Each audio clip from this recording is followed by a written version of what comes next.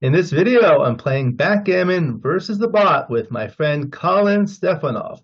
Thank you for joining me. I hope you enjoy this video. Please like and subscribe, and you'll be notified every time I upload a new video. Please let me know what you think in the comments below and what you'd like to see in future videos so I can work on that. My book, Backgammon, Backgame Strategies, is available. There's a link in the description to where you can get it. And if you're interested in lessons, please contact me via email. My email address is in the description. Again, in this video, we're doing Backgammon versus the Bot, and it's my pleasure to have my friend Kalin Stefanov. Thank you for joining me and welcome. Thanks, Alex, for accepting me here. I hope it will be a nice time playing the bot. Yes, my pleasure. I'm happy to have you. How are you doing today? I did fine. I had actually another backgammon match from a tournament online, Okay, and that's I good. had some cool practice. Oh, okay. Yeah, you play pool, right?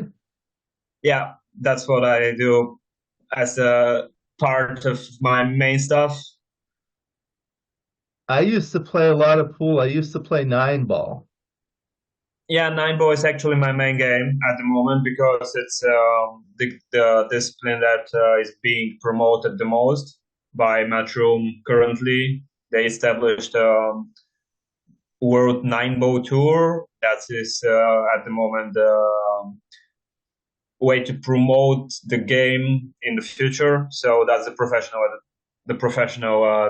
pool at the moment. That's great. So you're a fan of different types of games.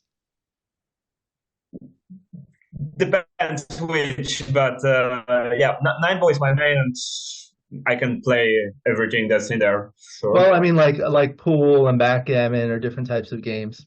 Ah, that's what you meant. Okay. Yeah, Well, yeah, yeah. certainly. And where are you joining us from today? Stuttgart, Germany. Germany. Yeah, thank you for accommodating me. I know it's late in the evening where you are. I'm not too late. It's not even 10 p.m. yet. Okay, so you stay up late. Okay. Yeah. Okay, great. So we're gonna do the backgammon versus the bot. Let me go ahead and share the screen. Are you able to see the screen now? Yes, I do see the screen. Okay, very good. Let me just get that? Okay. So we're playing on the beautiful Backgammon Galaxy Earth board with the purple nebula inlay and the orange and white checkers. This skin is made by Rain. He makes beautiful skins. I'll put a link in the description to where you can get them. You're going to be playing the orange checkers at the top, XG the white checkers at, I'm sorry, you're playing the orange checkers at the bottom, XG the white checkers at the top. It's a 3-point match, and you can consult with me. The final decision is always up to you as the guest, and then you just let me know what you like to play or whether you would like to roll or double, and we'll do that. And we're going to have people of different levels, so it's always good to kind of talk through what's your thought process, and I may ask you some questions to kind of learn. Okay? Yeah, Okay, that's so three, perfect. two. Well, 3-2, you always have three main options, and I tend to bring two down from the midpoint. Okay. So that's what I'll do. Let me just put the coordinates. There we go. Two down. Okay, so what are the other options? Oh, the other main option, which sometimes I consider, and depending on the score, is playing the two down from the 13 and splitting the back checkers with the three, Uh-huh. Oh, two. Okay. which is safer because you leave fewer fly shots, and on the other side, you also split your back checkers, which is, for obvious reasons, good for the future. But it must win less gammons because you can make the 5 point in fewer cases in the next row, and also other points like the bar point. Yeah. Do you play differently depending on the score? Technically, I do, but not in like I don't think about it too much. So especially with the 3-2, I tend to just bring two down because that's my favorite play. But sometimes I happen to to tell myself I want to play it a little bit safe if I'm far ahead, for example. So then I could play the 2 down and split with the 3. But I don't know so much theory about how exactly the score affects Yeah. the level of how aggressive you should be. So I don't Yes. know it exactly. So that's why I don't think too much about it, Yeah, basically. I don't think it's a big difference, but I've studied these a lot, and generally, for money, this is slightly better. When you're at Gammon Go, this is better, and even interestingly, when you're at Gammon Save, something like this is reasonable too. But at this score, I think either one of them is fine, so we'll play this one. Yeah. Okay. Okay, so we're hit. No, 5-3 from the bar. So I think there's only one move, and that's entering with the 5 and hitting on the 10 point. Right. So you see, like when you're on the bar here, you see that you can hit with the 3 over here. Therefore, you must come in with a 5, right? Yeah. Yeah.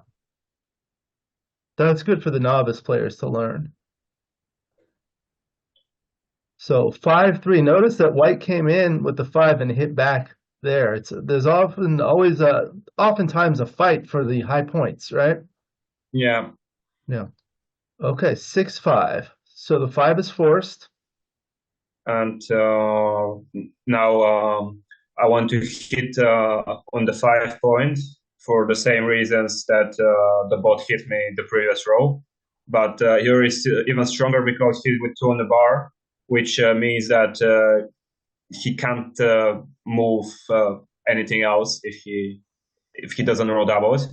And if he doesn't roll a 5, I have a good chance to make the 5 point. So that's why that's the automatic move for me.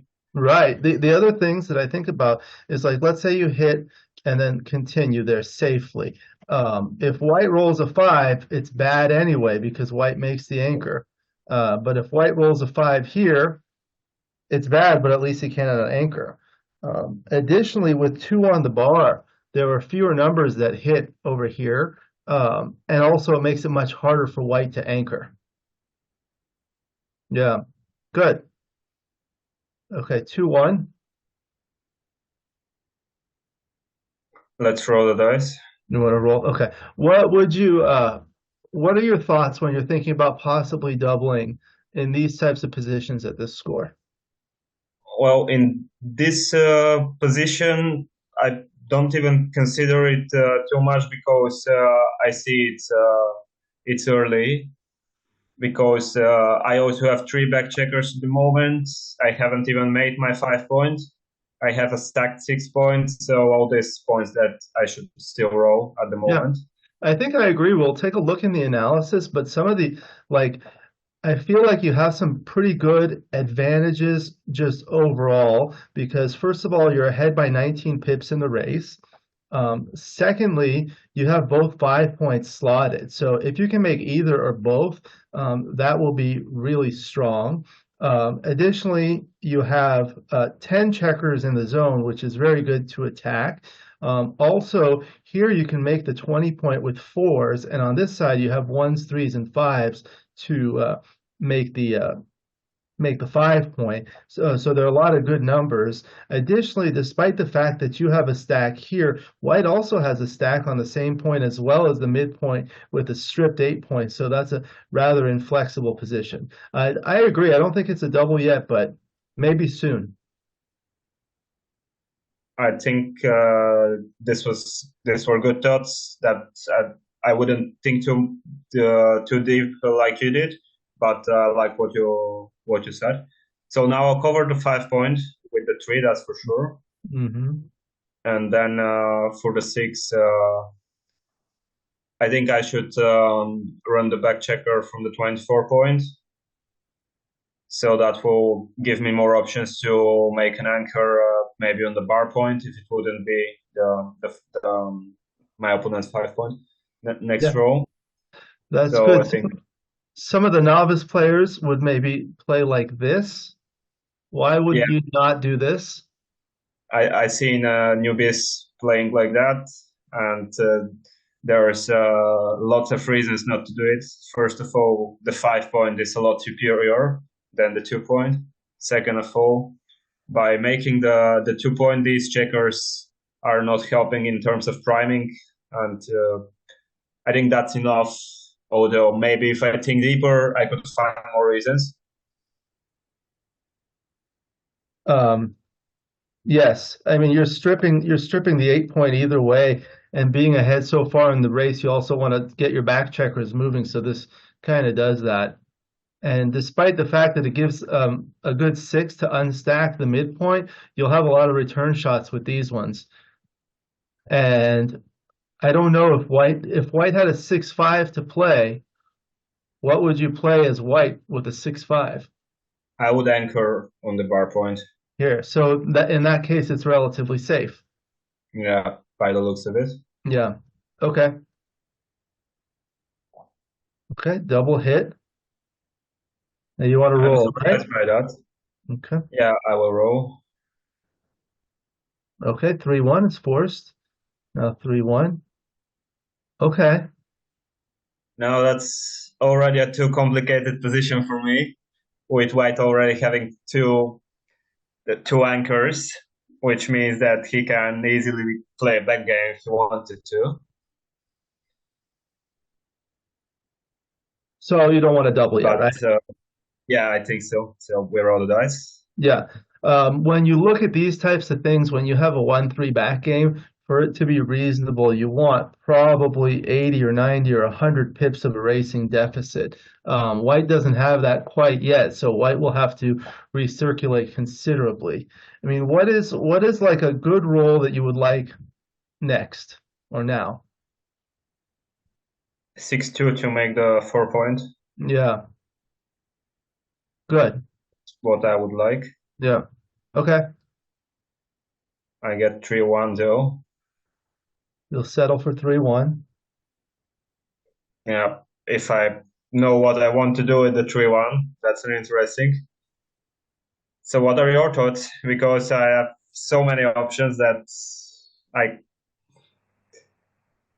There are many options. So I think right now orange is probably a big favorite. um, because of the structure. Orange controls the entire board. Although white has these two anchors, other than that, the position is very inflexible with 5 checkers on these 2 points. So if you hit this one, um, what is white going to roll next? You know what I mean? Like, what's going to be a good roll for white next? doesn't look like they have a lot of good rolls. Right. Um, and then after that, I think it's certainly reasonable to move up, but I think if you're going to do that, it might be better to just bring this one up, keep these connected so that if you're hit loose on the 5, you have more return shots, and you bring these further to kind of bring them home, given that you're ahead in the race. So that's what I think. There's also the ace you can play here, which kind of gives a little bit of flexibility, but then Yeah, but then I don't have a 3. right, right. So I'll hit with the 1 for sure. And then I think I'll play from the 17, so I can't allow him to play behind me. If Over here. yeah, so that way I Yeah, that's certainly reasonable. maybe hit Okay. I can get her. I don't know if, yeah. Yeah. Okay, let's go with that. Okay, so 1, 2, 3, 4. All right, so now the timing is getting better for white. One of the things I've learned when you play back games is, first of all, when you have 3 checkers here, that's not very good because you want to make the 4 points and you only need 2 checkers. So if you move these 2 checkers from here, now this one extra checker is basically doing nothing. So you really need to be efficient. The other thing is when the opponent has this type of position, once you make the bar point, that's really strong. because of the priming and all sorts of things. In any event, let's see what happens. 4-3. 4-3.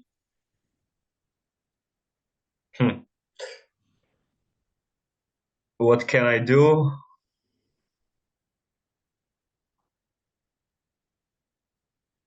I think I can play the 4 from the 14 to the 10 and step up with the checker from the 24. Yeah, very reasonable. It's not under any threat really here. Yeah. Okay. So I think, yeah. Double 6. So see, that's what happens. If you had made the bar point, this would not be possible. Now White's position got very strong. That's another interesting roll.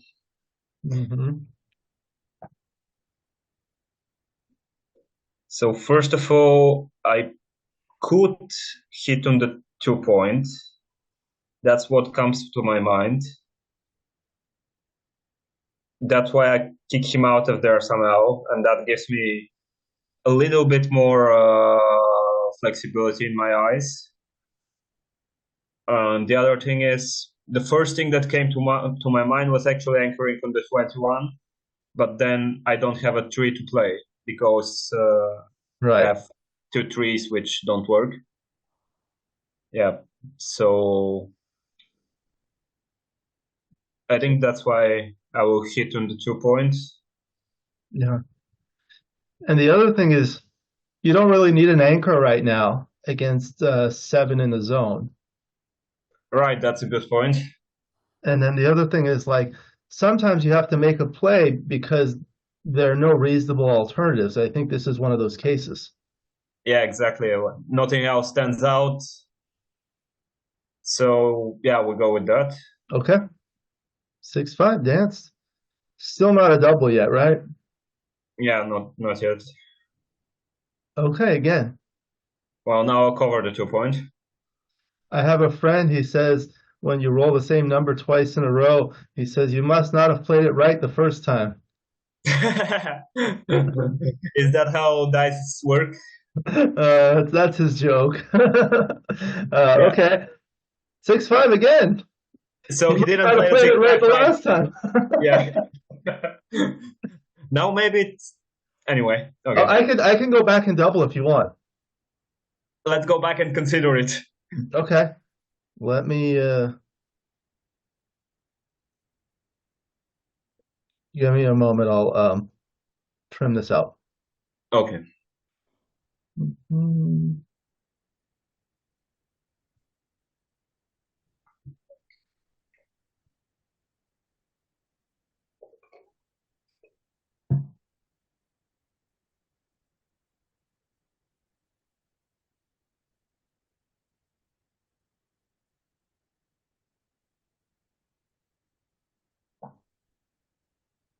Okay. So you want to look at possibly doubling here. Yeah, I can consider it here because from one side, I mean, I would think of it that if I were white and orange gave me the double, first of all, I wouldn't be sure if I want to take it or not, because with white on the bar, potential of making the 4 point now, and 49 pips ahead, and white even only having 3 back checkers at the moment, so he can't even turn into playing a backgammon. So if I were white, I would be wondering if I would take this double. So that's why I consider it now as orange. That's good. That's like Woolsey's law, right? Well, I think I read it sometime, someday, somewhere, some time ago, but I didn't really remember how it was called. But So yeah.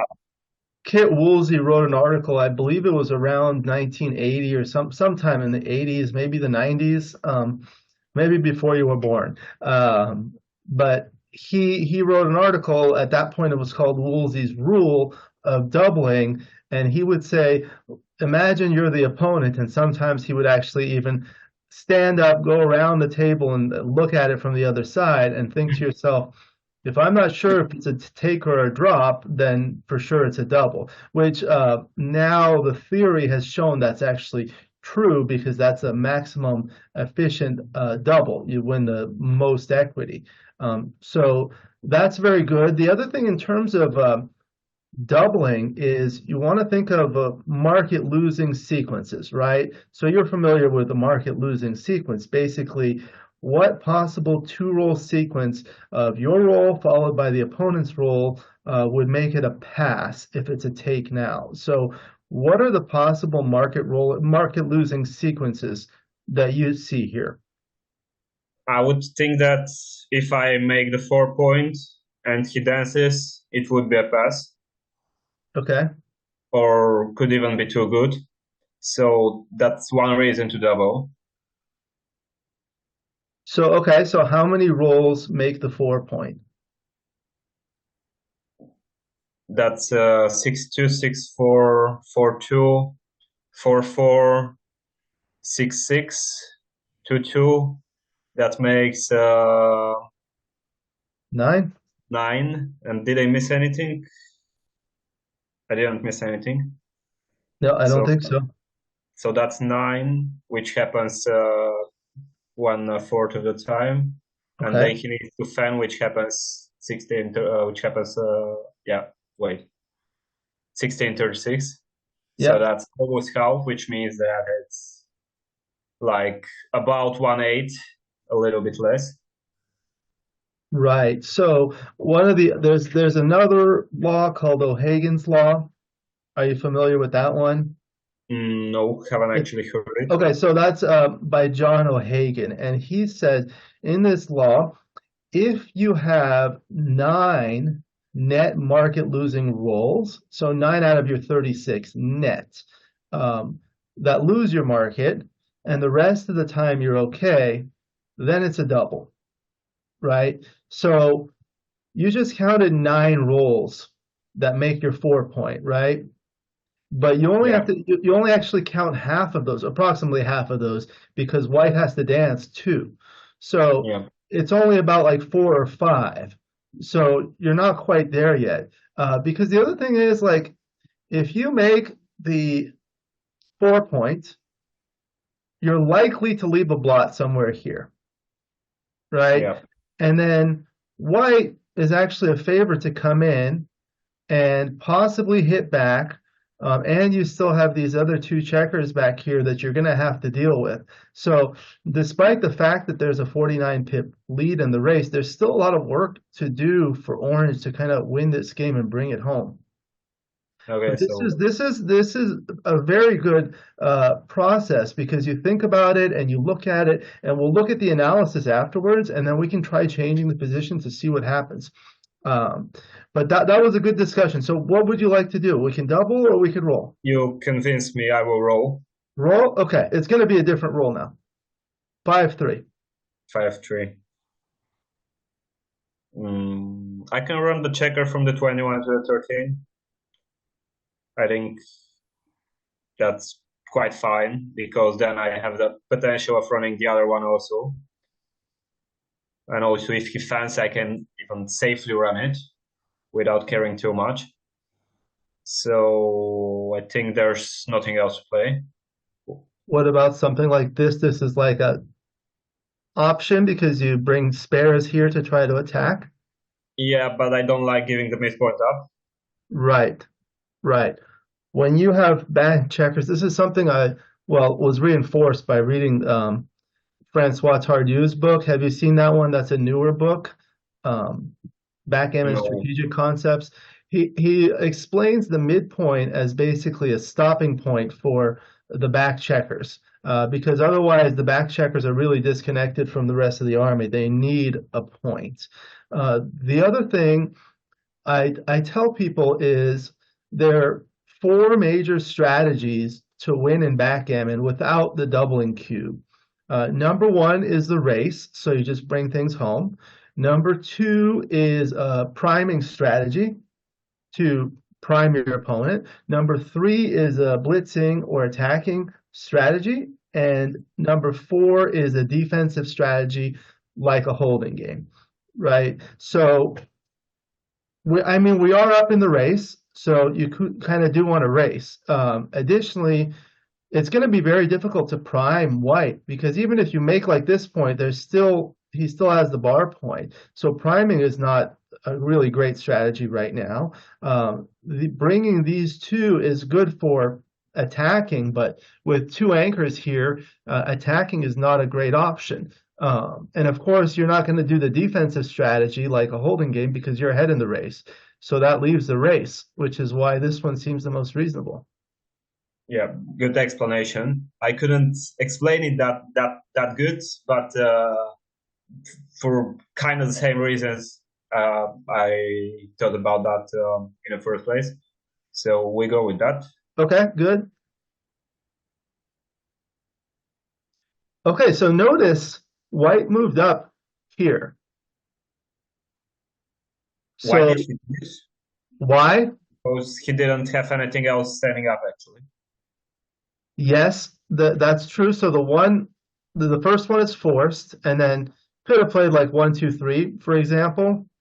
Um, but one of the reasons is because probably doesn't want to hit loose, but also making this 4 point, the 21 point, blocks this 10 point really nicely. When you're 6 away from an anchor, it's going to be very difficult to clear this. Right, that's a good point. Yeah. Okay. Now 3-1. I think I gotta play the 3 from the 13 and move up to the 4 to the 21 point. Right, trying to escape. Good. 5-4. So look at that hit. Okay. Now you want to roll, right? Yeah, I want to roll. Yeah. So 4 is forced, and and 6 is almost forced. So yeah. yeah. I mean, there are not a lot of legal. There's this one doesn't move, this one doesn't move, and of course you're not going to play to 2. Yeah, so Yeah. basically a forced move. The other nice thing about this is that it duplicates the 3s that hit, which are required to enter. Yeah. They're 4-1. So now, still not a double yet, right? By the looks of it. Yeah. And also I have a lot of gammons, and not so many wins, and a lot of gammons. Yes. Which Yes. is exactly the opposite of what I need to double. Yeah. Okay. 4-2. Gotta think about that. What are the things that you're thinking about? What are the possibilities? I'm looking at what the possibilities are at Yes. the moment. So the first thing I see is keeping everything safe, 15-13 and 10-6. So that's certainly safe for the next row, obviously. And what I'm going to consider now is how safe it is for the long term, and what are the alternatives. And actually, there aren't alternatives. Could be making the 11 point, but that leaves a double shot, which doesn't make a lot of sense. Although, even if he hits, he'll have a lot of hard time containing me. So that's actually worth considering. Yeah. And now I'm not sure which is better, because this is certainly better for the long term. So what do you think? Yeah, I think that the other thing that may be worth considering is this and this, in that it only leaves a single shot and you leave a blot in front of a stripped point. So white will likely have to break this point to hit or break another point to hit. The other thing you want to think about is you mentioned long-term strategy. So regardless of what we play here, right, what are we going to want to do next? That's a good question. And to be honest, I don't know the answer. Well, I mean, we're up by 70 pips in the race, right? So we don't Do I want to go home? Yeah, we want to just bring things home. So the next point to clear would be the midpoint, right? So So let's say that, we do something like this or whatever. You're going to want to clear this one next, right? okay. I think despite the fact that it leaves a double shot, at least it allows you to clear it now because that's going to be your next problem. Additionally, your next goal is going to be to clear the 11 point. And despite the fact that it's blocked by fours, fives and sixes are actually okay, which is important to consider. So I think that the safe play looks safe, but it becomes rather inflexible in the future. I think we need something more flexible, whether it's making this or making this. But I tell people sometimes I'm wrong. We'll see what the analysis shows, and we'll learn. Yeah, I think I'll go with making the 11 point. Okay, we'll try that And and I see. considered it the first time. I was like, I'm not too positive about it. But when I said my thoughts, it actually started convincing me more. And then your points also got me more into that. So I'll go with that. Yeah, I feel like sometimes you really have to think about certain plays, and in those cases, if you think about like what are your goals and what are your priorities, and the same for your opponent, then that kind of helps. Right, Okay. got your point. Or two. Okay, so here it is. So now, what are the rolls that hit or do something good? Well, hitting on the 7 point will be nice, especially if it's with the spare from the 10. So Hmm. that would be 4-3 or 3-3, which is like a joker because it also makes the 7 point. Or 2-3 can also hit, and 1-3 can also hit, but keeps the back checker there. So maybe Yeah, three with 1-3, it could be also that you enter with the 3 and hit with the 1, but and I can also hit on the 16 point with the 4-5, and I also hit with 4-4, which that's a is joker, right? exactly And 6-3. right. That's what I missed. And there's also like 4-1, 4-2, Yeah, but 2-1, they leave some bloods in there. right? Double one. Double one is nice. So you think it's worth considering doubling? Well, I like to at least look at it because the other thing is when you double at this score, if you win a gammon, you win the match, right?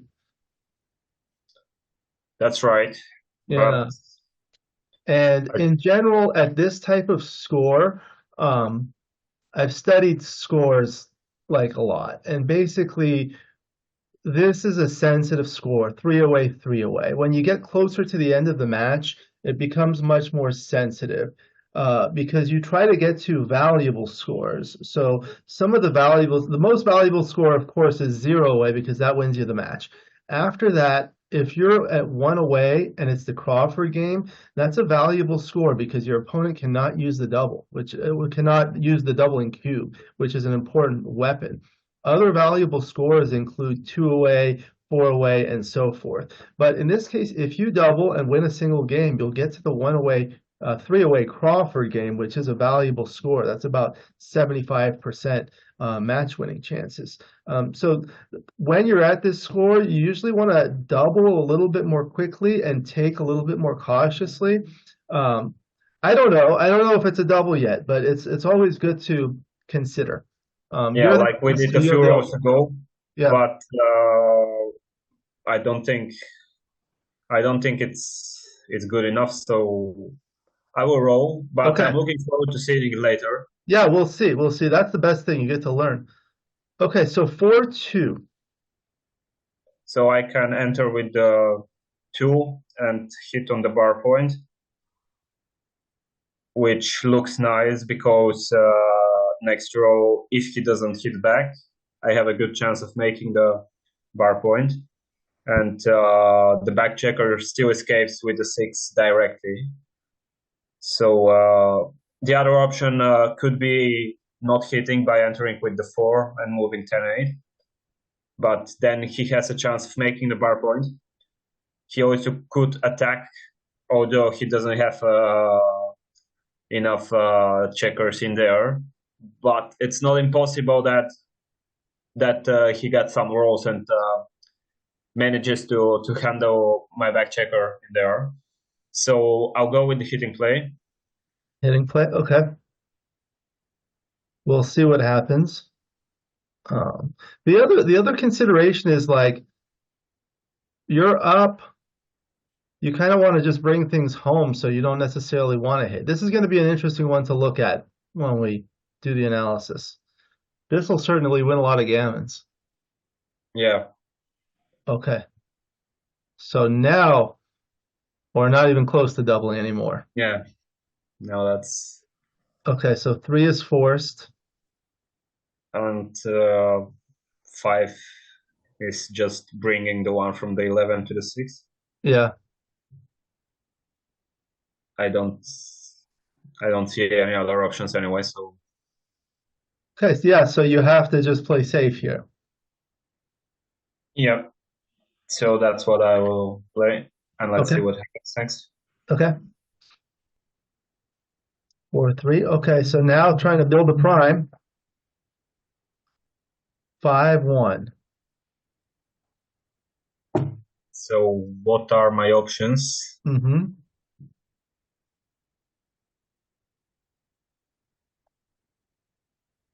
I could take the checker from the 10 to the 5 as my 5, and then probably move up from the 22 to the 21, because I don't need an anchor, especially the one that's blocked. Mm-hmm. And another thing to consider could be stepping up to the 17, although that leaves actually a lot of shots.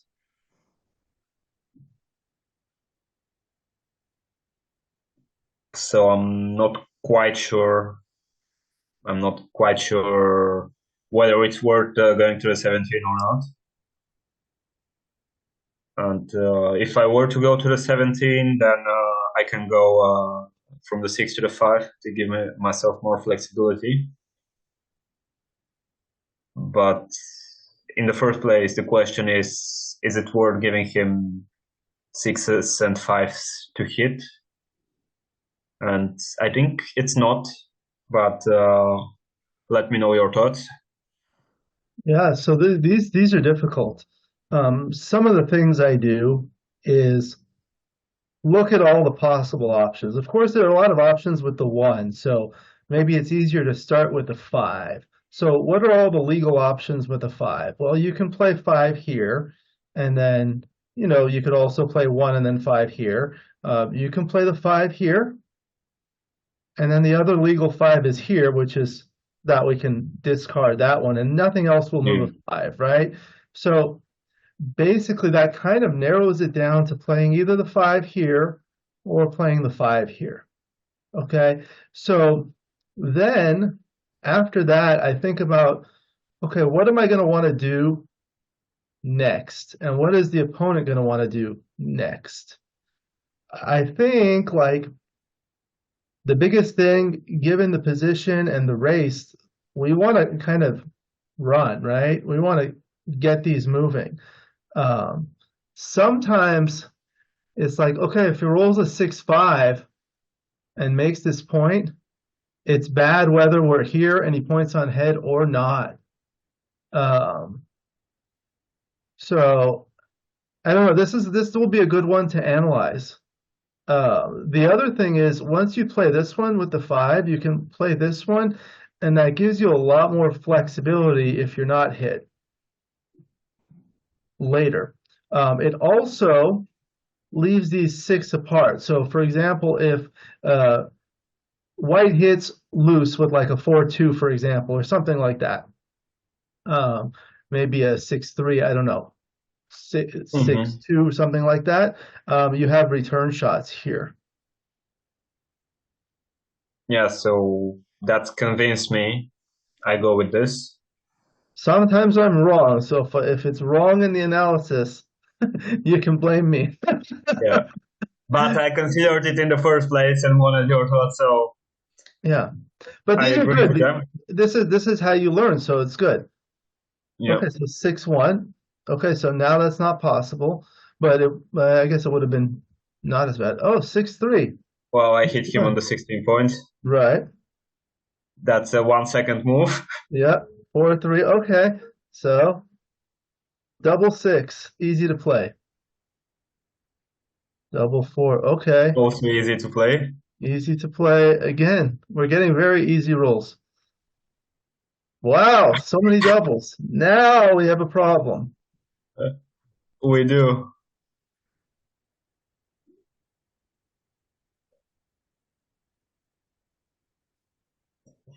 Hmm.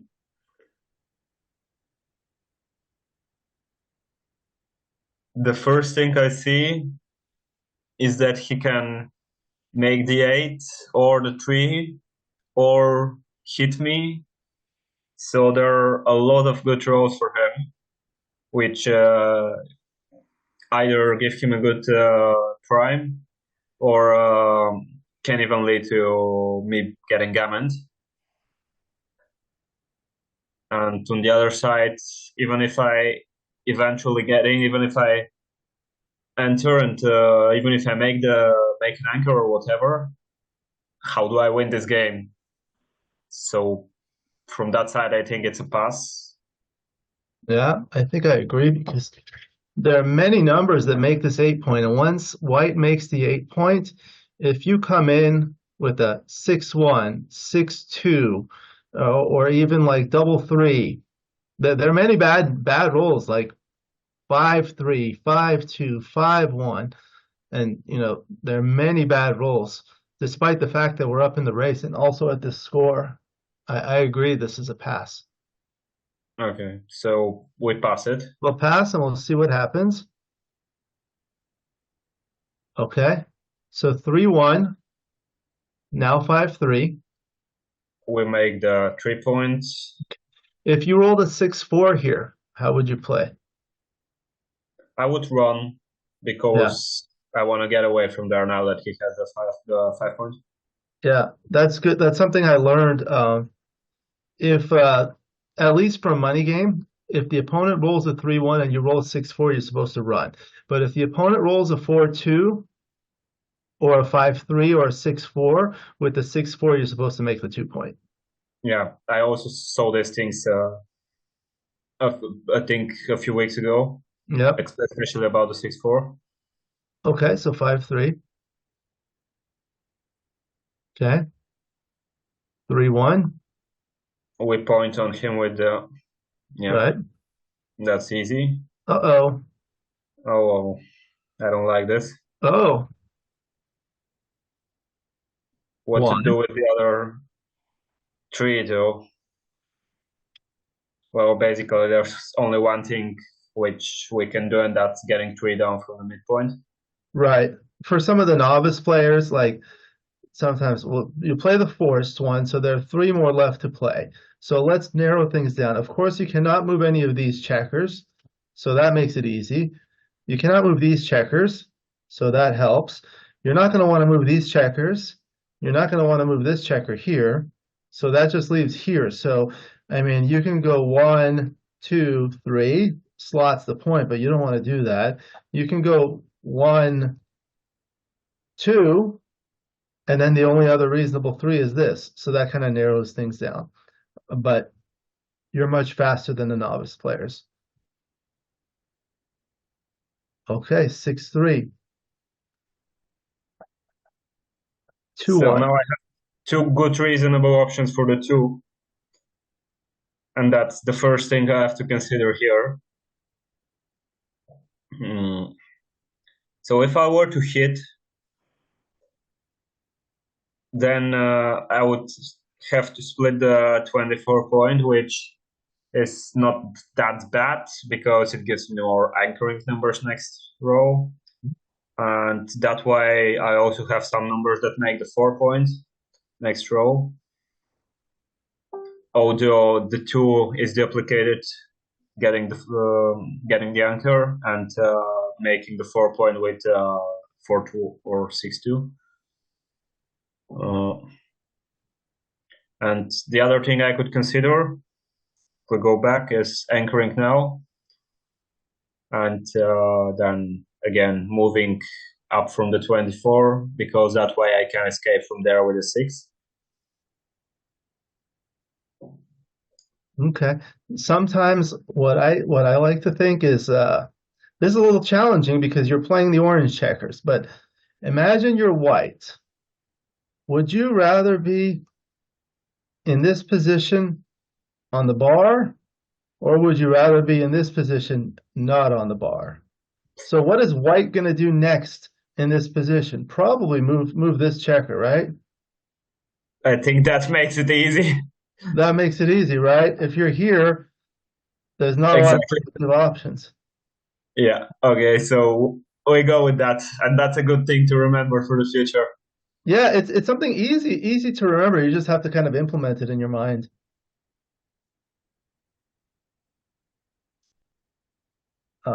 Okay.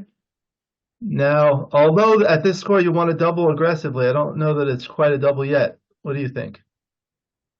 It doesn't look quite a double because I have 3 back checkers stuck Yeah, behind a 4 prime. right.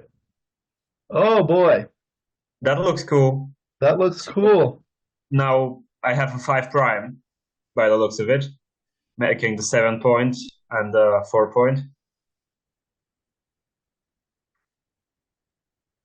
I think although the back checkers are still a little bit stuck, that's quite the best move at the moment. And maybe if he fans, maybe it's a double. But I think I'll go with this, see what happens, and then consider if I want to double. One of the things I learned from my friend John O'Hagan one time is anytime you roll a double, stop, take a deep breath, and look at the options because usually there are many more reasonable options with a double than with a non-double, right? And in this case, you kind of look at like what are the things that you want to do and what are your priorities and what can you do. Oftentimes in doubles, the four moves are made in pairs, such as What I see is this point. going Right? all the way and hitting him twice. So yeah, you can hit like yeah, you could do something like this. This is going to win a lot of gammons, right? The other thing is, so like, what are you trying to do to win this game? Well, you can attack, but you at the same time you have these checkers to worry about and deal with, right? So it's certainly reasonable to at least look at something like this, or look at something like this, um, or look at something like this, and then maybe hitting and maybe doing like this. You know, there's a lot of reasonable options. I think the best thing is this is a good rule. Uh, but there are a lot of things that you have to think about. I Yeah, can think, I play 17 sixes? That will help. I know, right?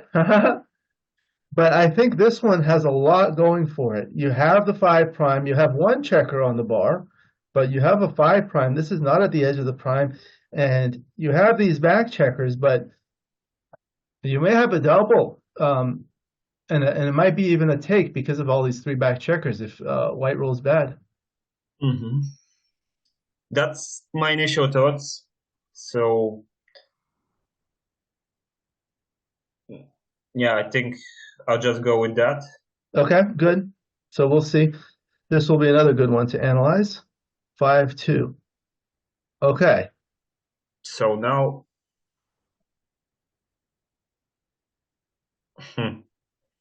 although I have a 5 prime, I do have one at the bar, and he can hit another one with a 6 if I don't hit him. So I think it's not a double yet. But maybe if I roll good. Maybe, yeah. So I think some of the things that these types of scores, like 3 away, 2 away, when your opponent is 2 away from winning and you double and they take, the cube is dead, right? So one of the things when you're playing a money game, if you accept a cube, you have an amount of what's called recubed vigorish, basically extra equity because you own the cube and you're able to redouble later. But at the two-way score, you're unable to do that. So you basically kill the cube. Number two, if white were trying to play for an undoubled gammon to win the match perfectly, you kill the gammons by the two cubes because those gammons do not count. The other thing, thinking about O'Hagan's law, is if you have 9 net market losers, and right now there are like at least 11 numbers that hit, right? And So some that's more hit on the 11, 2 point. right? But there's also like coming in on the 3 or the 2 and hitting with a 6 or a 4. So that's Yeah, 4 more numbers, right? 8 more numbers. yeah. 8 more plus the 11 is 19, but there are also 9 fanning numbers. So you subtract that, that gives 10. So it might be reasonable because if you do hit here, uh, and you're doubled and you win a gammon, that's the match, right? So this is going to be a good one to look at, but it's up to you whether you want to double or not double. I'm not sure. I like your points, but I'm not going to double a row, and Yeah, this that's is like a row good. some of the most difficult positions in backgammon are prime versus prime, and that's what it is here. Yeah, The other thing to think about when you're thinking about prime versus prime is who has the stronger prime, who has more checkers behind the prime, who has a stronger board, and who has more timing. So there's a lot going on. Okay, so let's roll 6-3. So 3, and hit on the 2 points 6. Okay, so now, okay, hit back and cover. Okay, and then we keep rolling. keep rolling. Okay, keep rolling. Okay, so 3 and then 4 like this. Yeah, by the looks of it, which Yeah, doesn't look nice. this is what happens in prime versus prime. Yeah, Okay, so now yeah, we keep rolling. keep rolling, right? We have nothing to What does conceal. like double 5 is really good, right? 1, 2, 3, That or looks nice. yeah, 6-5, 6-4, but we need something big. Not big enough. Um, So obviously you can't move these. yeah, and I can't move the ones from the 5 either. So the first thing you have to do is move the one from the 7, and then it looks pretty obvious that you can only make the 1 point. Although that's bearing, yeah, that's I mean, I wouldn't think I would play this move normally quite fast, and I would just get 7-1 and 4-1 twice, which is a little bit stupid that I bury this checker, but What's the alternative to this? yeah, the Big, alternative is also not nice yeah, or even because like, yeah, what about this? This is not good either. yeah, then I have It's nothing. bad. So Okay. At least this you keep a sometimes I need to 4-point play board. the least bad move, and Yeah. I think that's it. The upside of this is you keep a 4-point board, Yeah. whereas the other options you do not, right? Oh, you also do with this, but it's There's a blot, and then the yeah, other way there's a 3-point board. So yeah, best of all the bad alternatives. Okay, looking for something big, not good. Gonna have to play this way. yeah. I don't have anything Okay. else. Okay. Something big finally. Yeah, see now we have like anti-jokers like for anything smaller than a 6 or a 5. 4-3, 4-2, 4-1, 3-2, 3-1, 2-1. These hurt. Yeah, like So that. So what can I do with this 2-1?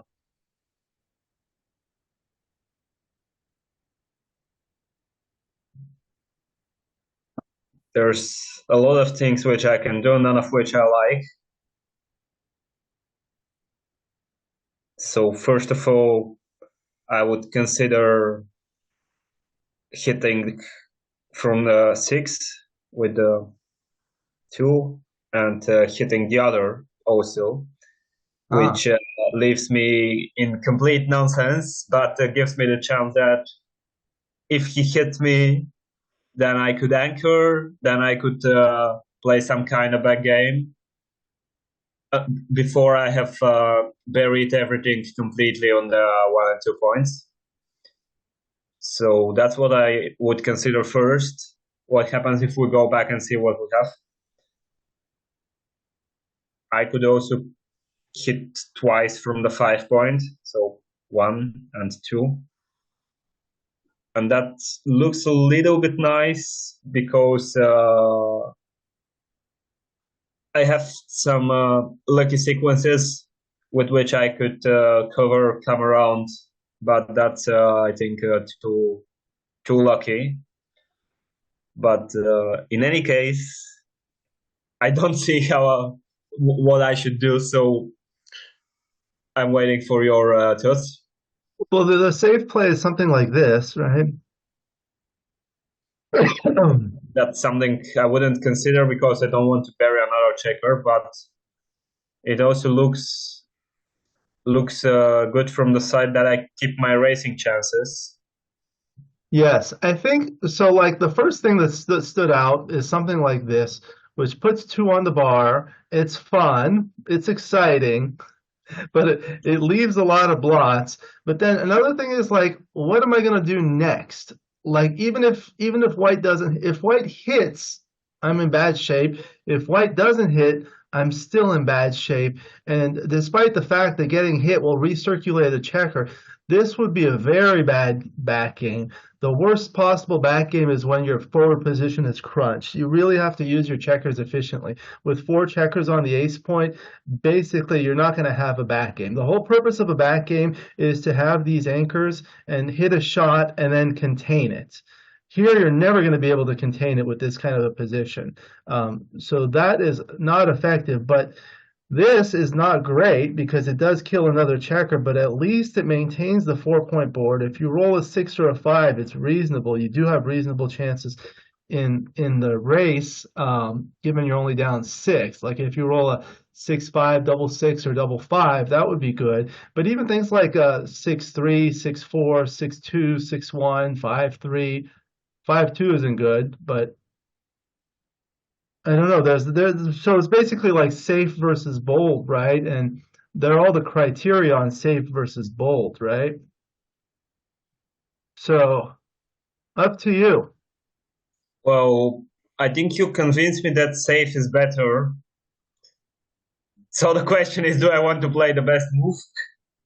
Well, I don't know that it's like safe or bold. It's more of Yeah, in part, yes, it's safe or bold, but also like how are you going to win this game? by getting lucky. Yeah, So yeah, I'll go with your move, which like at the this. first moment, yeah, I didn't consider it at the first moment, but your point certainly makes sense. Okay, we'll And see. We'll take a look at the analysis. yeah, Okay, double 4. Okay, 1, 2, 3, 4. Okay, so now reasonable. 6-1. So 6 you have to go. and 1 I have to keep going. Just keep going. Ideally, you'd like to keep this here. So if you're hit here, you have a good 6 from the bar, but you can't. You can't break anything else. Yeah. Okay, 5-1. Okay, so anchors. Now 6-5. Hmm. So the first thing I see is getting the 15-point checker safe, but it's not nice from the side that I still have 3 in there. But on the other side, what else do I have? Let's go back and see. So I could go out with 2, which is not cool because he has a lot of gammons in there. Yeah. And the other thing would be going out with yeah, and now that's the other thing I could do is move all the way from the 22 to the 11, because that way he hits with a 3, which he also needs to cover. Mm-hmm. So I like it that way. I think I like it that way, although I leave him a few more shots there because he also has the 1-6 and 2-5 that hit. But there's only 3-4, 3-3, and 3-5, if I count right, that don't leave me a direct shot from the bar. Yeah. So I think I'll go with that. Yeah, I think that's good. Also, additionally, let's say you get hit loose here, you have a good return 4. And Yeah, 4s you cannot come in from, so your 4s are diversified. Something you kind of look forward in advance, like one more roll. Okay, double 4. Okay, now 4-2. well, I think we gotta move the checker from the 15 all the way to the 9. Yeah. That's Okay. automatic. White's gonna have problems with the 6s now.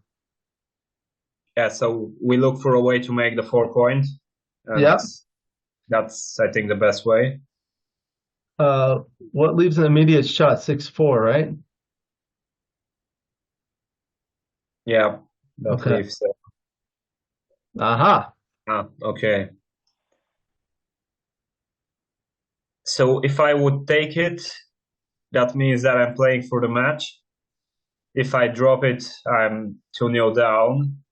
So I have 25% chances, which means that the question is, do I have 25% chances in this game?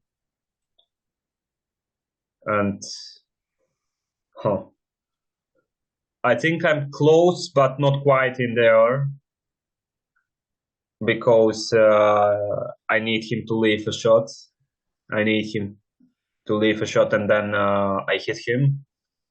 I could also theoretically roll something like double 5s and double 6s Mm-hmm. and gain back my 20 pips deficit at the moment, but that's not very likely. So my real chance is to win by hitting and somehow containing him with these three buried checkers on the 1 point. So I don't think I have the 25% required, so I will drop it. Okay, good analysis. Okay, now it's a 3 away, 1 away Crawford with a 5-3. You want to make this point. Yeah. Okay, 5-1. And now I'm just going to roll because you cannot double. So 6-2. Well, I have to play it like an opening move, so just the 24 to 18 and 13-11. Okay. I think there's nothing else. Yeah, the other option would be to do something like this, but I think this is nice to bring this builder down once this is stripped. Yeah, exactly. Okay, 3-1. Okay, so 6-1 options. Now I have two good options. And the first is making the 5 point. So that's the first thing I would look at, and it looks really nice. Although I could consider making his bar point and moving 11 to 10. That doesn't look really nice because first of all, his back checkers are split, which gives him more fly shots than if they weren't split. So I would look at it, but I'll go with the 5 point. Yeah. How many fly shots are there here? Let me count. 8? 5-3, 6-3, 2-6, and is that 5-4. 5-4? Yeah. Double So double three. okay, let's start again. 6-3, 5-3, 2-6, 4-5, and double three. That makes 9. They 9. count right? The way I do it, it's always useful to count numbers. Is this one is 8 away, right?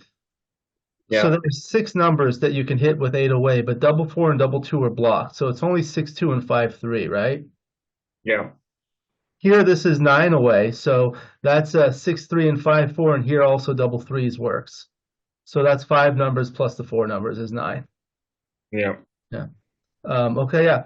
And this is good. You make the board. yeah. 2-1. Okay. 6-4. So 4.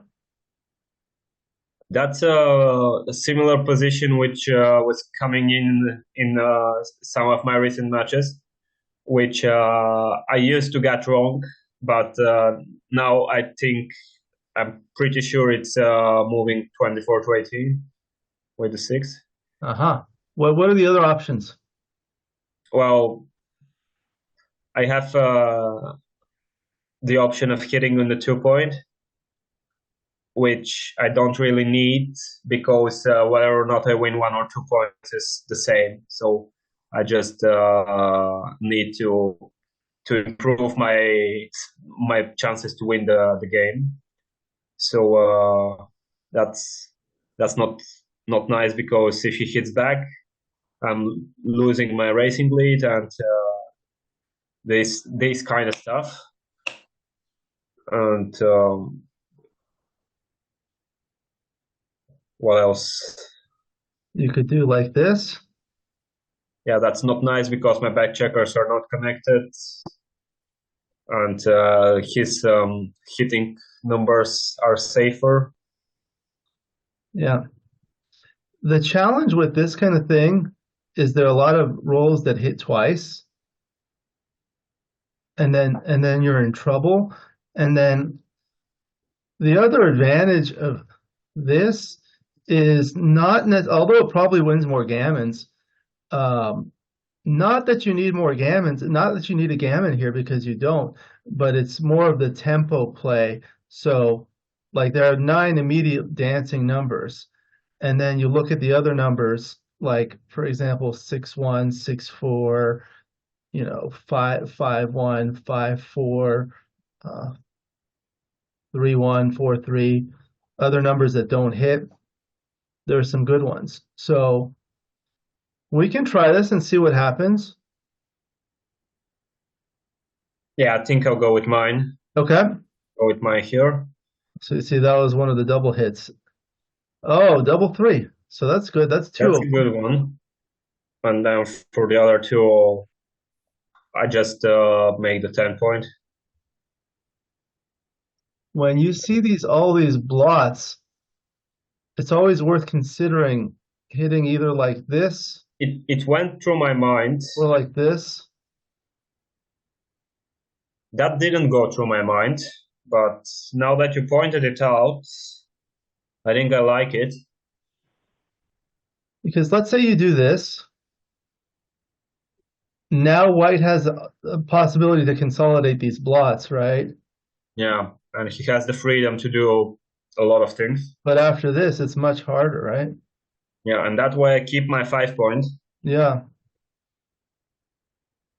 So yeah, I'll go with this. It Okay. didn't go through my mind, but I like it a lot. Yeah, that's why I think with doubles, you always have to kind of like look at all the options because Take a breath. okay, double 3. Okay, good. So that worked out. Nice. Now, one of the things that I think about kind of in the back of my mind here is a backgammon wins the match, right? Usually with a backgammon, you have to close out 3 or more checkers, right? There's already 1 here, and there's 1, 2, 3, 4 other blots. So that's just something I'm thinking about in the back of my mind. I wouldn't start thinking about it as yet. Yeah. Okay, 5-3. I could have wrote a better thing. It's okay. Well, I'm going to hit on the 17 point Yep. with the flash. That's easy. And then I'm bringing builder down, Yep. which can help making the 4 point. Yeah, good. Okay. So he entered with both. Now there are no backgammon dots anymore. Well, you can think. 6-3.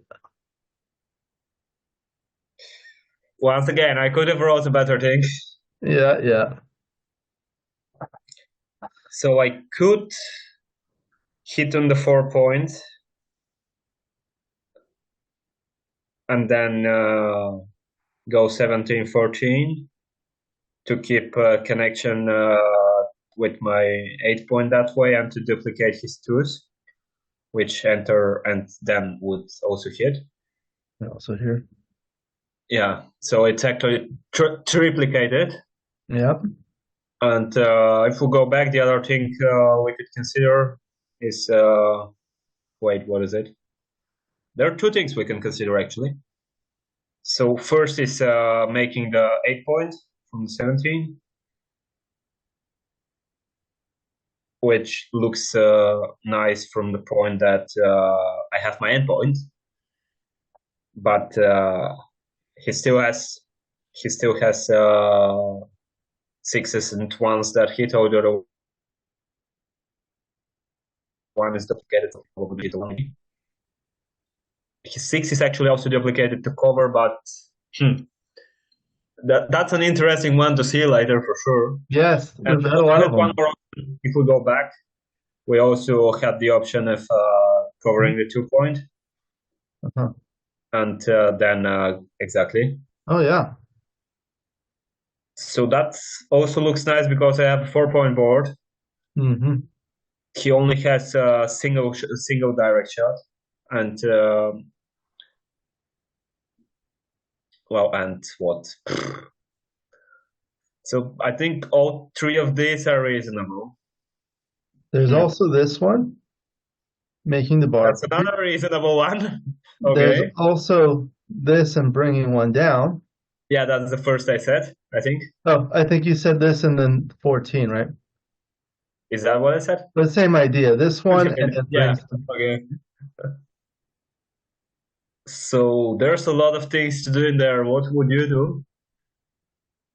If you were like, so I think the top things is to hit and then bring something. Okay. So now let me think. If I were white, how would this look for me? Okay. Now the other one that was really good, I thought, was this and this, because this makes a 4 point board, consolidates, and white's going to have a lot of work to do. Although white can hit with a 5, there's a blot here, so there's going to be a lot of work to do. So if you were white, would you rather be in this position here or on the bar, like here? I think if I were white, I would prefer this position that we're looking at now, which means that maybe we should go with the other play. The other one. Okay. We'll But look I'm at still the not analysis. convinced. I know, Yeah. still not 100%. This is a hard one. That's why we got a post in the group. Yeah, people will like this one. Okay. 5-1. Okay, so hit and cover, but there's still chances. 4-3 is going to come in and hit. Yeah, that's simple. 6-5. Okay, so now we have a lot of That's good nice. numbers. 5s and 1s on this side and 6s and 2s. 4-3 is bad. Double 3. 3-3 is nice. Not so I make bad. the 4 point. Okay. Okay. Double 4. So what can we do? The first thing is moving 22 to 18 and then keep going. And then, okay, this doesn't work. Let's go back.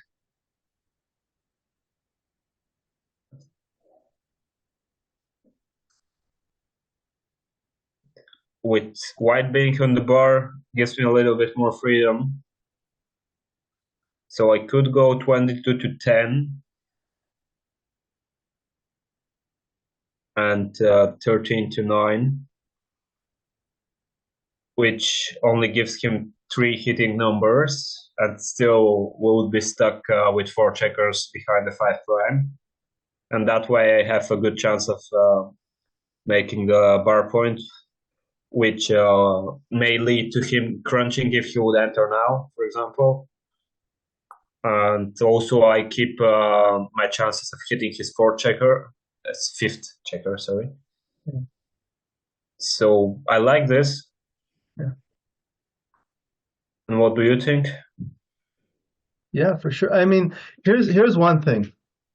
If you make the bar point, you're going to have to clear it soon, right?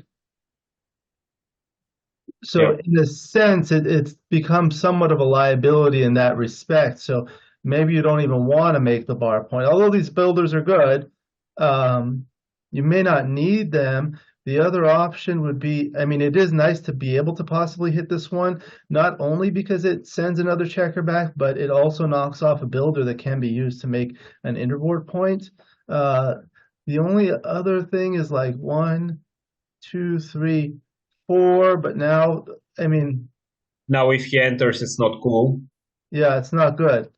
I think I like this one. 1, 2, 3, and 4. Yeah, it does duplicate the 6, 1 and the ones, double 1. Yeah, so that was my Yeah, okay. most liked one, so we go with that. Okay. 6, 3, okay. Now 4, 3. Well, just run from the 18. I don't Yep. need to wait anymore. Right.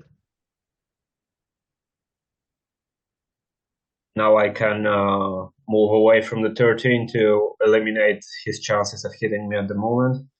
And then for my 1, I think it's almost the same, but I like most 11 to 10. To Yep. be honest, I don't know why. I just think it's the best. So there are 3 options. Well, I mean, you could go 11 to 10, 10 to 9, 9 to 8, or 6 to 5. I don't think 6 to 5 is good, and I don't think, well, I don't think 10 to 9 is good because you're not spreading out your checkers. Bringing 9 to 8, I think 11 to 10 is better because you keep these checkers here, and rolls like double 6s, double 5s, and things like that bring the checkers to better points. I don't think it's a big difference. Yeah. So we'll see.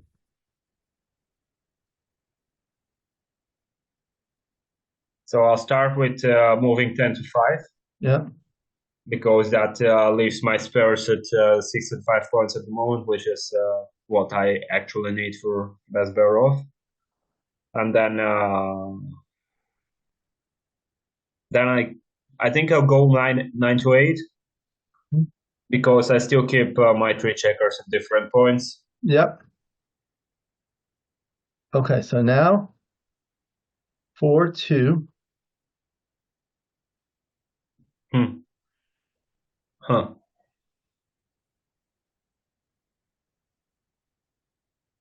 So what I would do naturally is probably 10 to 4. Although I leave him 4 shots, while I could leave him 2 if I want. Like this. Yeah, which is not nice because I have an awkward distribution, a little bit awkward. So I think it's worth giving the 2 additional shots. Okay. So when you're looking at this, how are you going to win this game moving forward? You're just going to bear things off, right? In the race, right? Yeah, and not What being hit by him. Yeah, what does white have to do? Hit, right? Yeah. So in that sense, like a safe play is more indicated. And I mean, although you don't want to stack them on here, at least double 6s, double 5s, double 4s, 6, 5, 6, 4, 5, 4 play okay, like the big numbers. But this is the 4, right? Yeah, that's for sure. If you're going to play a 2, not bringing this in, it might be better to play like Yeah, this. that's also right. That's also right. So I rushed this a bit. Because here double 6 leaves a shot, double 5 leaves a shot. I rushed it a lot. Okay, so let's go back. So let's play the 4, 10 to 6. That's easy. And I think it should be 11 to 9. Okay. I think it's that. Okay. So let's see. 2, 1. Okay. 3, 1. That looks simple. 8 to 4. Spread it out. Okay. Leaves a shot on double 6, but not double 5 or double 4. Okay. 5, 4. Just bear it off. Yeah. Or do you want to spread it? Well, it's worth considering because I keep an uneven number on both of my highest 2 points, while otherwise I have the four checkers on the 6 and 3 on the 5, which would be certainly unsafer for the future. But I'm not sure. I think the benefits of this option is this would leave a 5 prime intact for a little bit longer. Yeah, And then white may have to crunch with like a double 5, 6, 5, double 6, something like that, 5, 4. that's a good point. And it's usually not very good to have a spare over here on the 2 point against an ace point game. I don't think it's going to be a big deal. But here's the Okay, 5. so let's bear it off. Okay. And there may be the very, very, very minor possibility of a backgammon given all these checkers that are back here. Okay, there. 4, 1. So what can I do?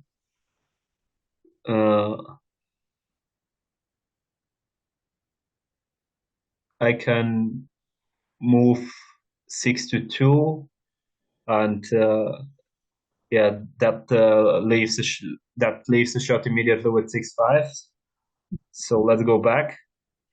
I could bear off from the 4 and yeah, and You could also do 4, 1. This doesn't leave a shot. right. And I think it's that one, the last one you showed, 6, 2, 4, 3. Yeah. Yeah. I feel like these are minor things. Let's say we're not going for the backgammon. You just want to win, right? The best strategy is you want to clear from the rear. When you strip the 6 point, you're preparing to clear the 6 point. Now, the other thing, when you're bearing off against a deep anchor, or any anchor for that matter, you generally want to clear from the rear. So in this case, it's the 6 point. And what you want to see is where's the anchor located relative to the 6 point. So it's on the 1 point. So that means 5s are blocked from the 6 point, right? So 5s are going to be forced to be played from the 5 point. So you want to avoid a situation like you mentioned where like a 6-5 leaves a double shot or a single shot or a 5-4. So when you're trying to clear the highest point, you want to see the number that's blocked and ensure that you have enough spares to play that number until you safely clear this. So in that regard, this does leave you 2 5s to play to clear it. However, if you're trying to go for a possible backgammon and you play like this, I think that's good. That doesn't leave a shot like 6-4 may leave a shot here, right? But yeah, 6-4 leaves a shot, and it's also not nice. Yeah, for the long term. So I think the 4 is 6-2, and then it should be that. Okay. All right. So 6 and then 2. Now we hope it cracks with a 5. Yeah. No. Okay. Oh. Double 2. Okay. So I'll start by moving 2 checkers from 6. And 3. and 4. Or we can go 1, 2, Possible. 3, 4. That's also possible. So these are the two things we should consider. Well, so 1, 2, 3. This is what they have in common, right? Yeah. So we can either move this off here, or we Yeah, can or hit you a could checker bury it off. off. If we move here, what are the bad rolls? 6, 4, 5, 4, double fours and higher. Yeah. That's 7 numbers. If you do here, it's only 6, 5. But it does not prepare to clear this. Mm-hmm. Yeah, well, usually I just play these kind of situations just what I would naturally do, and that's 6-4, 6-2, and 5-3. That's Okay. that's what I would naturally do. Probably close. 5, 1, 6, 5. Okay. Yeah, thankfully we did it. 5 and then 1. Yeah. Okay. Now he has a shot. That might be good. No, okay. He missed. Nope. So now we cannot win the backgammon. Yeah. Okay. We still win the gammon, which doesn't matter. Okay. So now it's DMP. Yeah. Okay, 4, 3. How do you play 4-3 at DMP? You maximize your single winning chances, which I ran upon today. And if I'm correct, it's something that I wouldn't play ever, 24-20 and 13-10. I just ran upon a 4-3, which I checked the winning chances, and I think that was the only one where the single winning chances were over 50%. Was it a DMP game or was it another game that you were just I was just checking. It was any score, and I just checked the winning score, the winning chances. Uh-huh. But You have to be careful about that because sometimes when you do a rollout or an analysis on that, it's going to play that game at that score, not at DMP. So it might come out a little bit differently. okay, so that's where where the difference could be. So then we can go back and split with the 3 and go down to the 4. I think they're going to be close anyway. Yeah. Or so 2. that's yeah. Okay. 6, 2. So 2, And 6 from the 24 point. 6. Their options are not nice. So this is what I tell people at DMP. It's double match point. It's 1 point. So whoever wins this game is going to win the match. So there are basically 2 things to consider. Number 1, gammon and backgammon wins and losses do not matter. So you don't have to worry about that. Number 2, there's no cube in play. That means that the game must be played to its conclusion, right? And you're originally from Bulgaria, right? So in Bulgaria, I don't know, do they have the doubling cube there? Yeah, they do. Okay, I know there are some other variations. There are like three variations in Bulgaria, right? One of them is like plakoto in Greece, which is pinning, where you put the other checker on top of the other checker. Do you know that one? I know that. Yeah, It starts with a T, right? Tebla or something. There's a Tapa. Tapa, yeah. So there's that, and there's another variation where you both move around in the same direction or something like that. Yeah, I also heard that. Anyway, in those you have to play the game to its conclusion, and if you're playing the game to its conclusion, ultimately the game is going to be a race. So at DMP, racing plays become more of a priority. Blitzing and attacking become less important. Anchors become less important. So there are a lot of things that you want to think about. So double hit, see, hits loose, doesn't matter. 4-3. Okay. 2-1. I'll double hit. Yep. Okay. Oh my God. 4-1. It's okay. Okay, so I'll hit with the 4 as what I'll start with, and then I have no other reasonable one than anchoring, which I don't need, but it's the most reasonable. Alternatively, you could consider something like this. That leaves too many shots. Also, you could do this. I thought about that. Yeah. But I don't like it. This is, yeah. This is better. Okay. All right. So now the double anchor. 2-1. I'll just make the bar point. Okay. 4-2. I could make the 4 point, or I could get from the 13 to the 7. Just one checker there. And they both look considerable, but the 4 point also looks quite better. Yeah. Okay. All right. Hit back. 1. Then the next two are making the 3 point. And the last one is 13 to 10. Yeah. But if we go back, we can also consider what else we have. This, or switching from the 21 to the 18 and hitting loose, which doesn't look nice. But as you said, take a deep breath. And once I did, I'm still convinced that I should play the first play. So 13-10. Yeah. Okay. So 5 hits on the 8. And then but I'm not sure actually. Well, just go from 8 to 7. Oh. That's what I thought, but I'm still not convinced.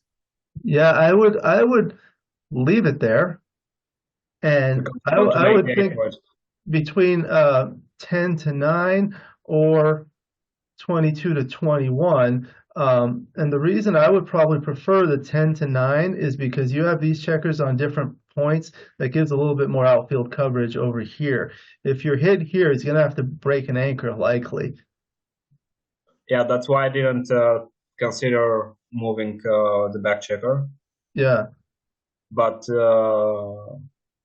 yeah, I'll go with 10 to 9. I like it. I like it once you point it out. Okay. 4-1. Okay. Double 5. Well, I'll start by making the 8 point. Then I gotta see what else I have in there.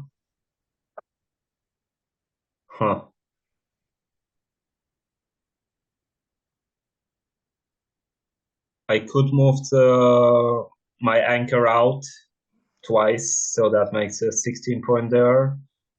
And then if I would do that, I have 2 options for my last 5. And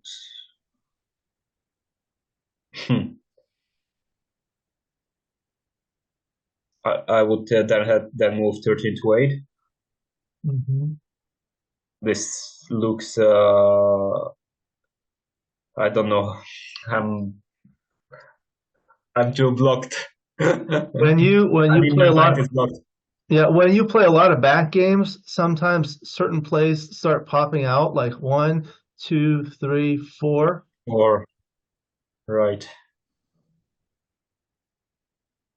You're trying to break the timing, but I don't know. Maybe this, but then you have all this to worry about. 2, 3, 4. I mean, there's shots here.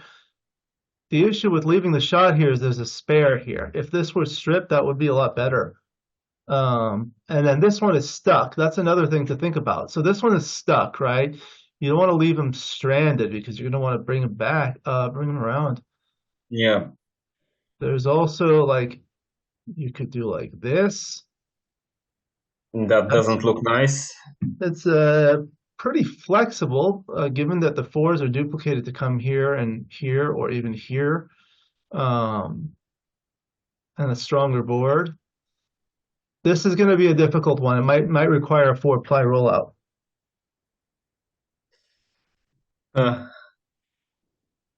Okay, I'll just go with my initial play. Okay, which was 1, 2, 3, and then 4? Yeah, that was it. Yep, okay. Okay, double 4, okay. 5-2, so the 2 is here. Go here, and 5 should be the same checker. Doesn't look like anything else could be better. You could do like this. Then I leave more shots, and Yeah. You just want to bring them home. yeah. Okay. Okay. 4-2, so 2 and then hit. Yeah, that's simple. Huh. So I could make the 18 point, or I could hit on the 11. I leave him quite a lot of return shots Yeah. way, but if I would make the 18, then how do I get around?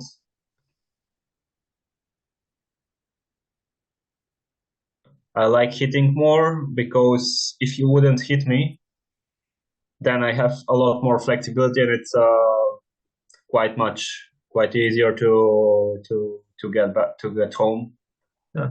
Some of the things you think about when there's a potential hitting exchange like this, when you hit and you maybe hit back, things that you want to consider is number one, the board strength and the purity. So both sides have a 3-point board, but white has a pure 3-point board, meaning white has the best 3-point board called the rack, the 4, 5, and 6 points, whereas we have a gap here that's already been filled. So in that sense, white's board is stronger. The second thing is the blot count.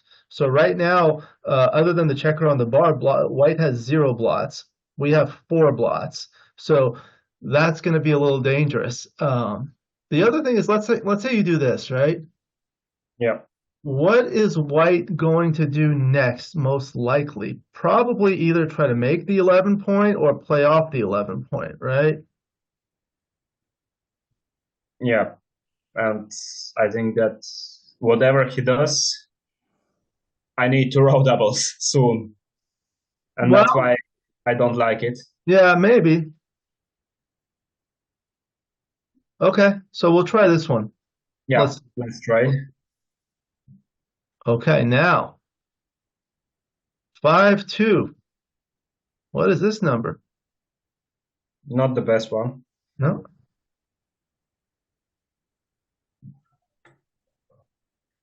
So the first thing that comes to my mind is making the 16 and playing the 11 safe to the 6. At the moment, he can't attack my back checker, so it's relatively safe in there.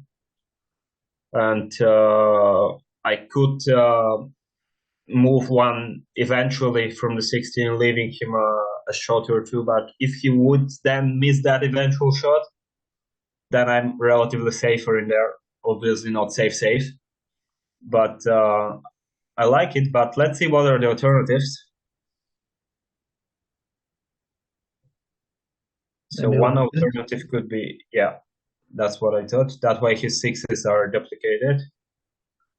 He also hits with the 3, and he does have 2 blots to pick up, which could make it more dangerous for me.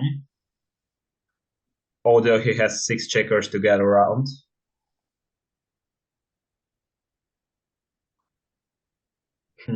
So many things to see later in the analysis. Yeah. But I'll play my initial move again, 18-16 and 11-6. Okay. All right. 6s and 5s. 5. Yeah, about Like that. Yeah. I'll hit it. Okay, so now this point is open. Now that's nice. So 1 and then 5. Yeah, that looks also simple. Okay. Keeps hitting.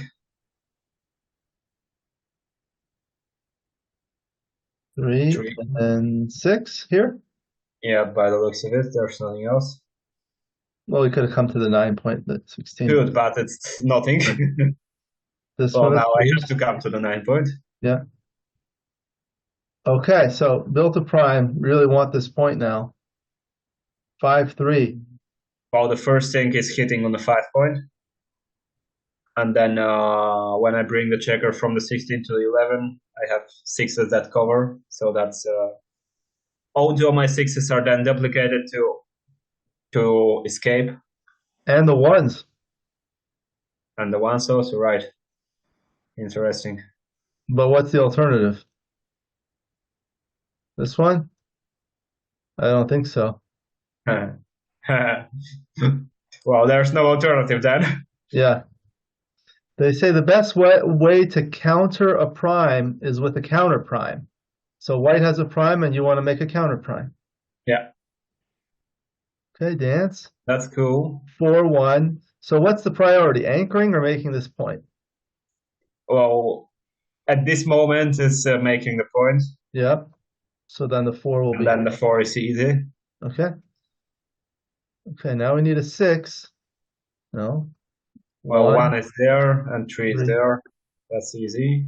Okay. Time Now we for need a 6, no 6. this here. Yeah, don't have anything else. Okay, he got the 6. Wrong person rolled it.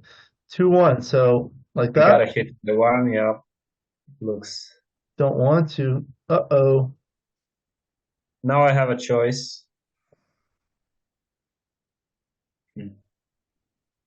Well, if I would hit him on the 1 point, then I must roll a 6, and then another 2, and then 6 twice again, which is not nice. Giving him freedom to hit me there is also not nice, but I keep my 5 prime that way, and that stands out more, so I play with it. Yeah, and it duplicates the hitting 5s on both sides. Yeah. Yeah. Oh my god. Now I think it should be a hit. Yeah, this is the DMP play. Yeah. Okay, so 6. And what's the 1? I think it's splitting the back checkers because then both 1 and 2 work to get to the edge of his Right, prime. right. Okay. 1. I don't think you can afford to do this right now, right? I think you just have to bring it down, right? Well, Maybe how not. do I win the game if How are I you gonna win just the bring game? it down? Okay, how are you gonna win the game? I think that's better. I think that's better because if he hits me, then I can play a backgammon. Now I can actually play it. With this timing, Well, I he just can don't. keep hitting me, He keep hitting you. Okay. Okay. but So if let's I see. just bring it down on the other side, if I just bring it down, then what do I do? Because Yeah. I can't escape from there, and I will eventually crunch too. I mean, if I were white and rolled a 3 or 4, I would probably not even hit at the moment Mm, because I have the prime there that will lead to orange getting crunched. right. So in that sense, this acts as like a phantom prime because white's not able to come up, right? Yeah. Yeah. Okay. So you want to do this or you want to do the hitting play? Oh.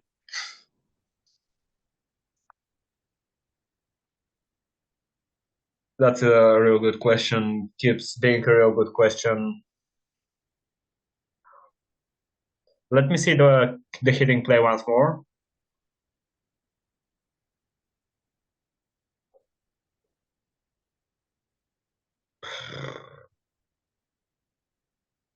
That way my 2s are triplicated once again.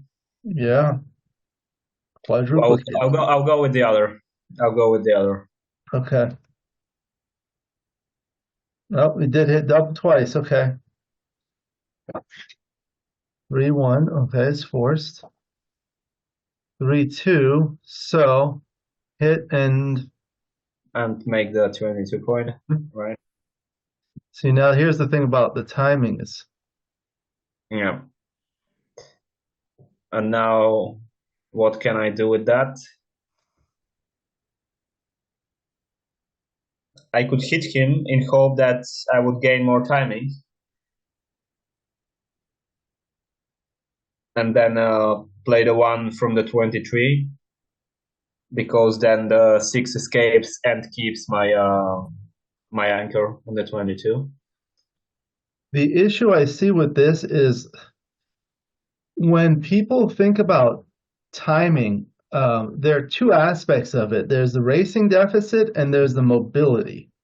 So here, the spare is here. If you don't roll a 6, the 5s are going to be bad. You don't have mobility here. The other way to possibly gain mobility is to do something like this. Even doing like this, you lack timing for 2-3 because this is going to crash if you don't roll a 6. But at least here, if you roll something good, just because of the race, this might be something to consider.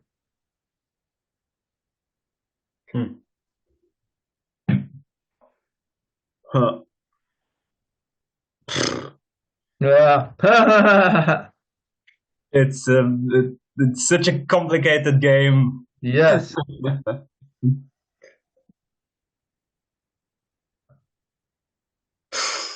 I'm completely lost. I'm completely lost. Completely lost.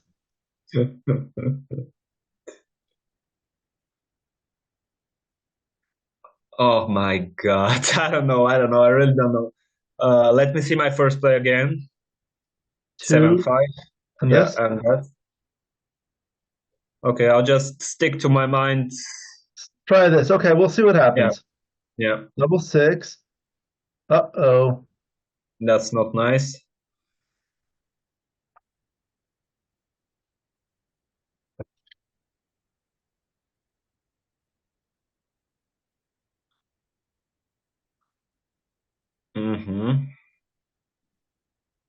So I could move from 7 to 1, which leaves him 2 blots to hit, but keeps some kind of wait, doesn't keep anything. I don't know. Or I could make the 1 point, which makes a 4-point board, which is probably useless once he enters, and I still need a mandatory 6 next row, and to keep rolling them. I don't know. I don't know what to do. What I should Yeah. consider, really. Yeah, I don't know either. I think if we do this and we're hit, we have all these checkers behind the 5 prime. It's a problem. I think if you do this, at least you're probably not going to get more checkers hit back except for a 5-2. And then you may have a chance to roll a 6, 6-2, double 6, something.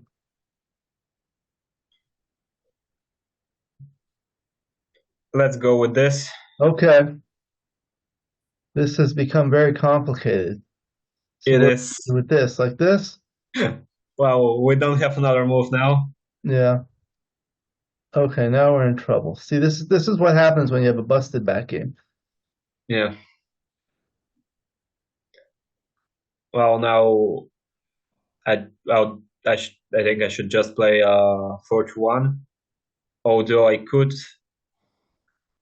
move both checkers from the 24, which leaves me trees to play next row while keeping a 4-point board, which I Yeah. may need. And it gives me it. Well, I don't know. Yeah. I don't need. I don't know what really it's. Oh, my English is blocking now. It's okay. We'll try this one. Yeah, let's go with it. Okay. 6-5. Finally a good roll. Yeah, it's good that it's forced. Oh my goodness. So 1, 2, and I guess you could go all the way, but I think that's too much. We're too far behind. I think Yeah, just go to the 10. Yeah, that looks. Okay. Now we may have something. 3, and then the 4 you want to come in? Yeah, yeah. I slotting the 10. Yeah. Okay, so Okay, now I make the 6. or 4 like that and continue.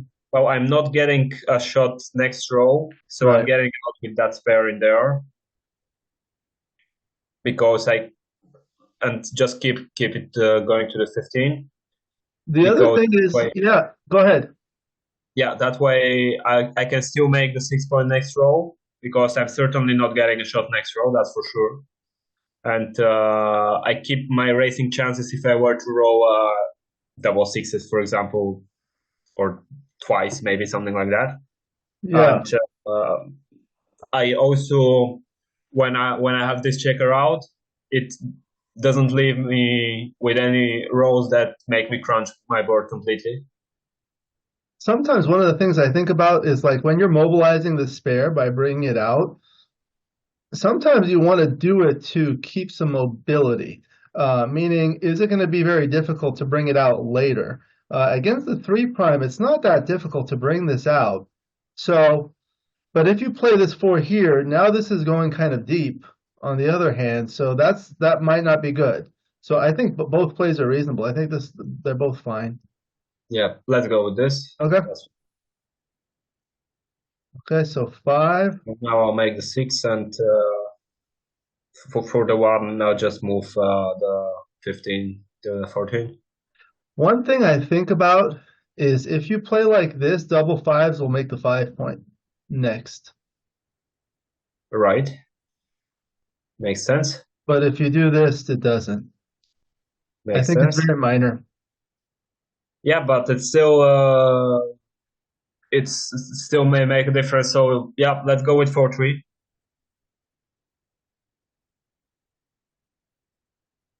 You don't have to worry about it. Yeah. Well, now I'll go to the 12. So Or you wait, could do. hold on. Oh, you're thinking of doubles again, like Yeah, this. and double four, so that way I make the 5 Ah, point. you'll learn quickly. Yeah, so let's go with that. um, yeah, I mean, like, yeah, you get the crossover here, but you're so buried in the race. Yeah. I think this is going to be very minor anyway. Now I bring from the 13 to yeah, and that's because that way I make the 5 point with the most numbers. Now maybe I should consider moving the back checker out and slotting the 5 Slotting the five. because he wouldn't hit me anyway, so it doesn't make a difference from that side. Okay. Even, I mean, apart maybe if he rolls double twos, but apart from that. Yeah. Yeah. And that way I have, yeah, okay. That should be just 18 to 13. So this is fives and sevens. It's the same. Yeah. Fours and sevens. Yeah. Okay. The other thing I look at is like doing like this. Yeah, I also thought about that, Fives, sevens, but two. that's, yeah. But does that do anything for here? Not really. I think this is fine.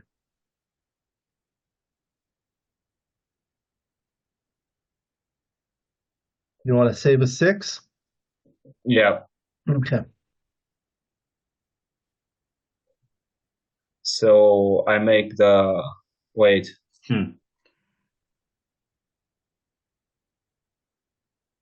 Once again, I'm not getting a shot next row.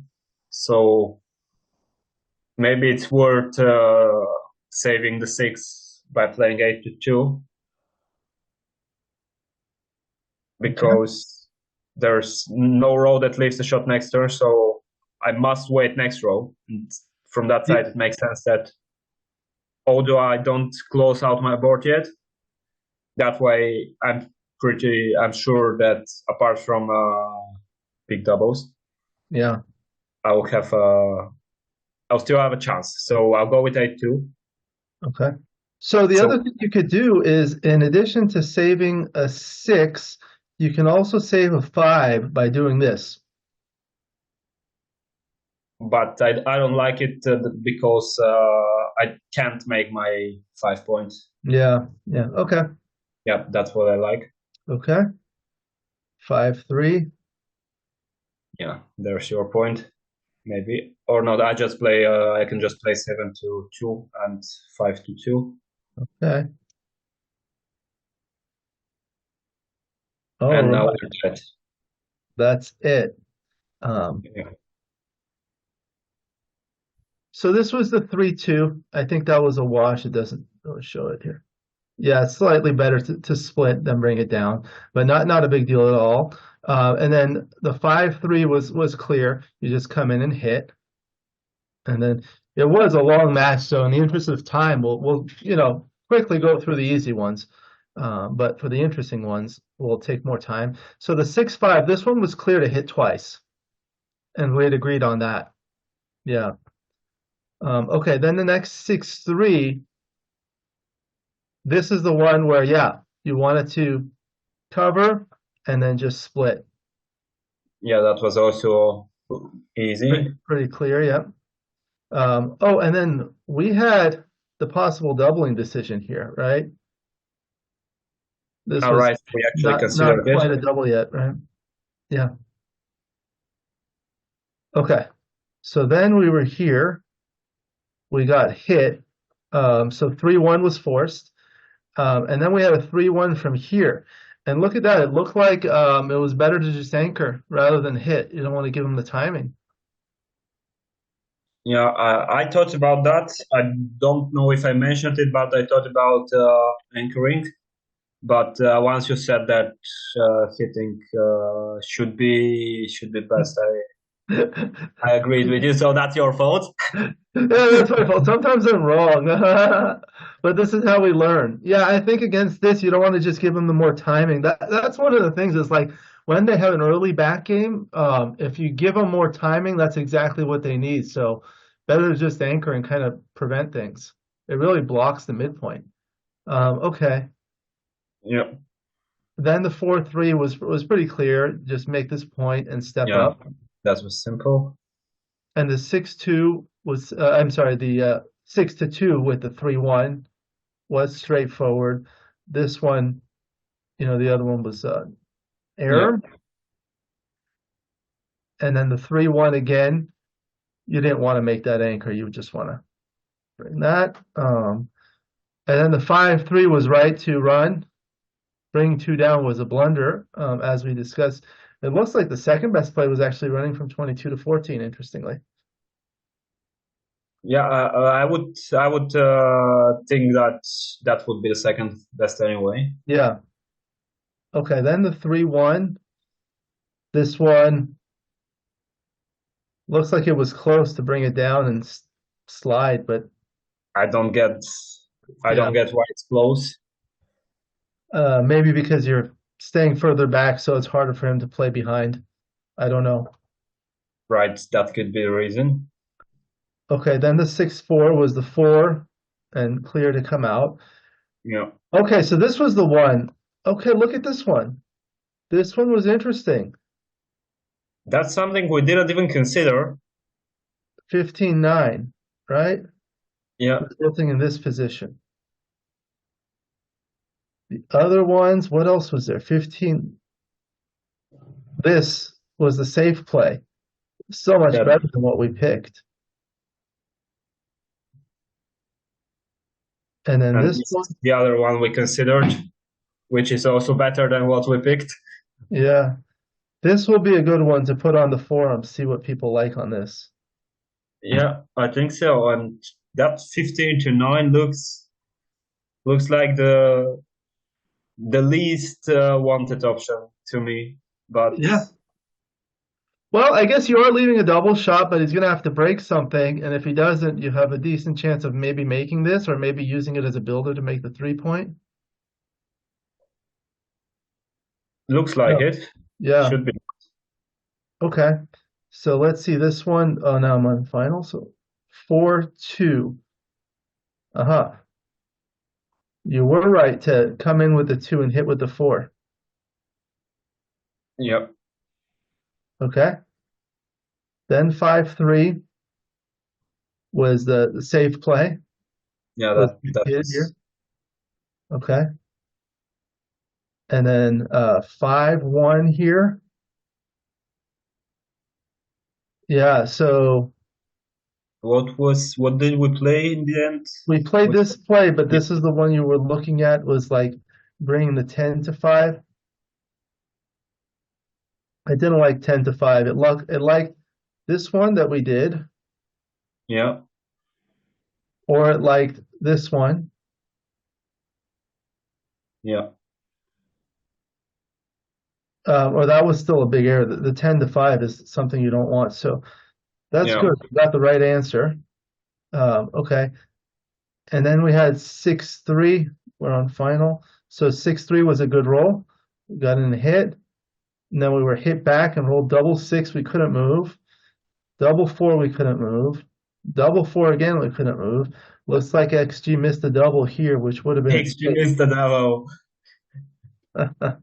So XG is telling XG that he missed the devil. Yeah. And this was quite a pass. I wonder if for money this would still be a pass. Look at how big that is. What we can do Yeah. is paste it into here and now make modifications such as make it for money. Look at that. Now it's a take for money. It's a take for money. Okay. So you look at what happens here Yeah. is Yeah. the gammons. It's just a lot of gammons Yeah. that win the match. And then let's see what we have for the recube vig. It's about 200 there, and it's still about 200. Wow, It's a big take for money. big take.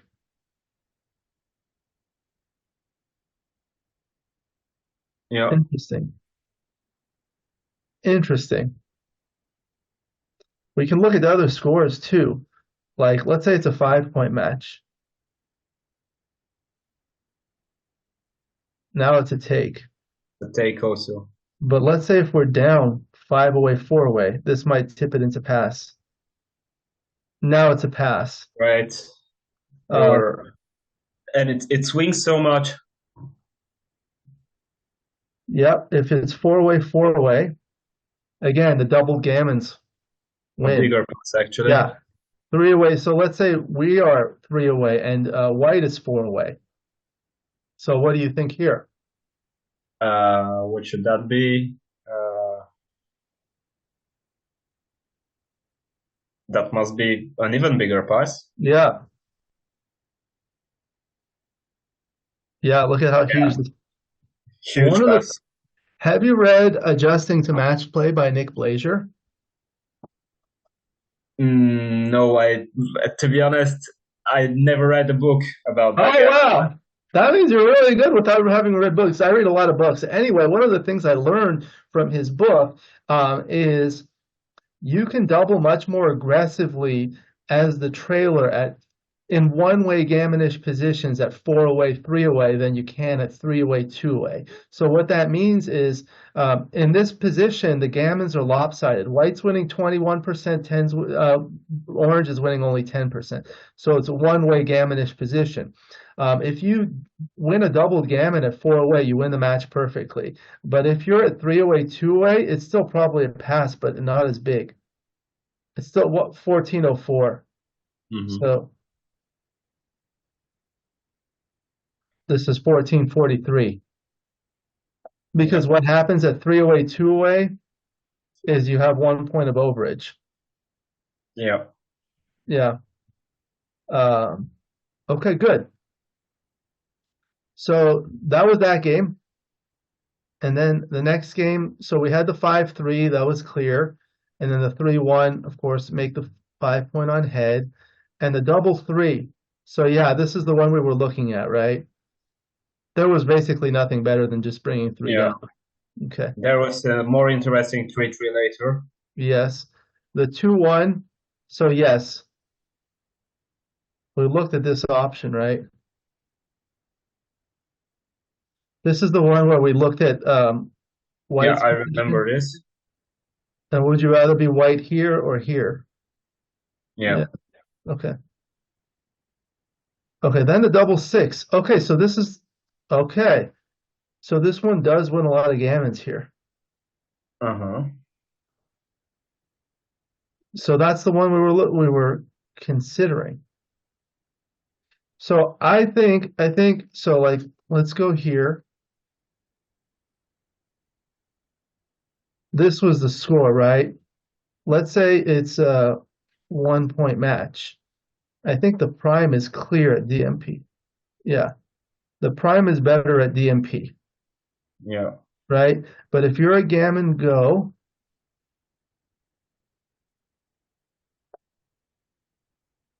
the other play is better.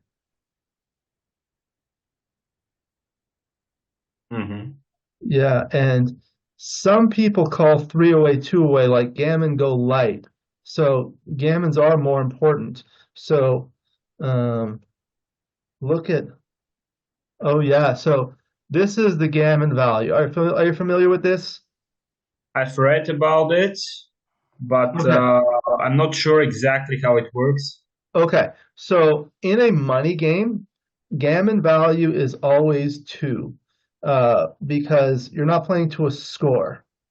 So you have to win twice as many gammons as you lose games net, in order to make something worth it. So it's always zero point 0.5. Here it's zero point 0.7. So gammons are much more valuable. So when you take that into consideration and you look at how many more gammons this wins, that does make sense.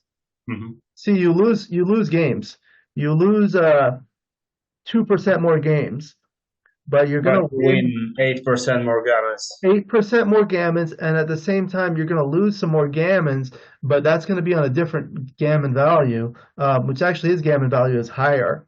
So there's a lot of calculations, but I think this is enough to justify the double hit here. We thought about it after you told me to take a deep breath, Yeah. So it's good. I but mean, it's good that we look at it, and if we look at it and decide on something else, it's a good learning opportunity. yeah, Now, here, this is the one. Remember I said yeah, you told me I should double. I didn't say you should double. I said I had to. Well, I think I probably would have doubled here just because of the score, right? If you're playing like a money game here, let's see. Here it's not a double at all, right? Yeah, But if you're playing a match like at this score or even 0-0 to 3, it's still no double. But if you're playing like 4 away, 2 away, that should be a double. it's a pass. It's a pass. It's a pass, right? Wow. So here's the thing, it's only like 56-44, but the gammons are huge. So Yeah, this was the score. It was 3 away, 2 away, right? It yeah, that was was it. a very strong double. Hmm. Yeah. Okay. Well, I don't think we won that game anyway. So let's see what. Well, if I had doubled, I would have caught my match. Oh yeah, you would have finished on time. But here, yeah, the hitting play was right with the 6-3, and then we were hit back and then danced, and then we rolled a 4-3, which was bad because we had to come in and play Hmm. 7-3. Uh, and then the double three, this one was really bad. Yeah. Now look, it was too good to double for white. And the 3-2 we had to play that way. Looks like there was another. These are the ones that we were looking at, right?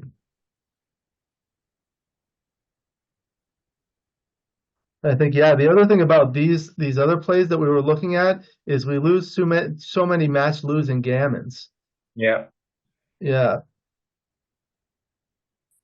And the 6-1 was pretty much the 6 was forced and you have to continue. So the 6-5, okay. So this one, it looks like it was better to just go all the way. That's interesting. I guess it's the gammons, right? You see all these gammon losses that increase. Yeah. Should be that. It's Yeah. obviously that. And then we got to here, and this was Hmm. this was a very clear. This was almost too good to double. Yeah. Okay, then the next game. So we had the 5-3, and then the 6-2. Yeah, this is the one we were talking about. The other option would be to run all the way, but they were close. Computer like this one. Yeah. So this should be, it's theoretically best to run, but I would still stick with my, because it's more of my thing So basically. one of the things is if you have a money game and the opponent rolls a 5-1 and now you have a 6-2, how do you play the 6-2? Now I would run. Yeah. Yeah, The reason is because as you mentioned, when the back checkers are split, there are many yeah, more fly shots. exactly. And the same thing here, despite the fact that you have your 3 point, um, you don't want to leave the fly shots. Okay. It's actually it's Yeah. actually basically the same, but somehow this 3 point is getting into my mind that I mean, it's obviously better with the 3 point in terms of making more points and the chances to prime him.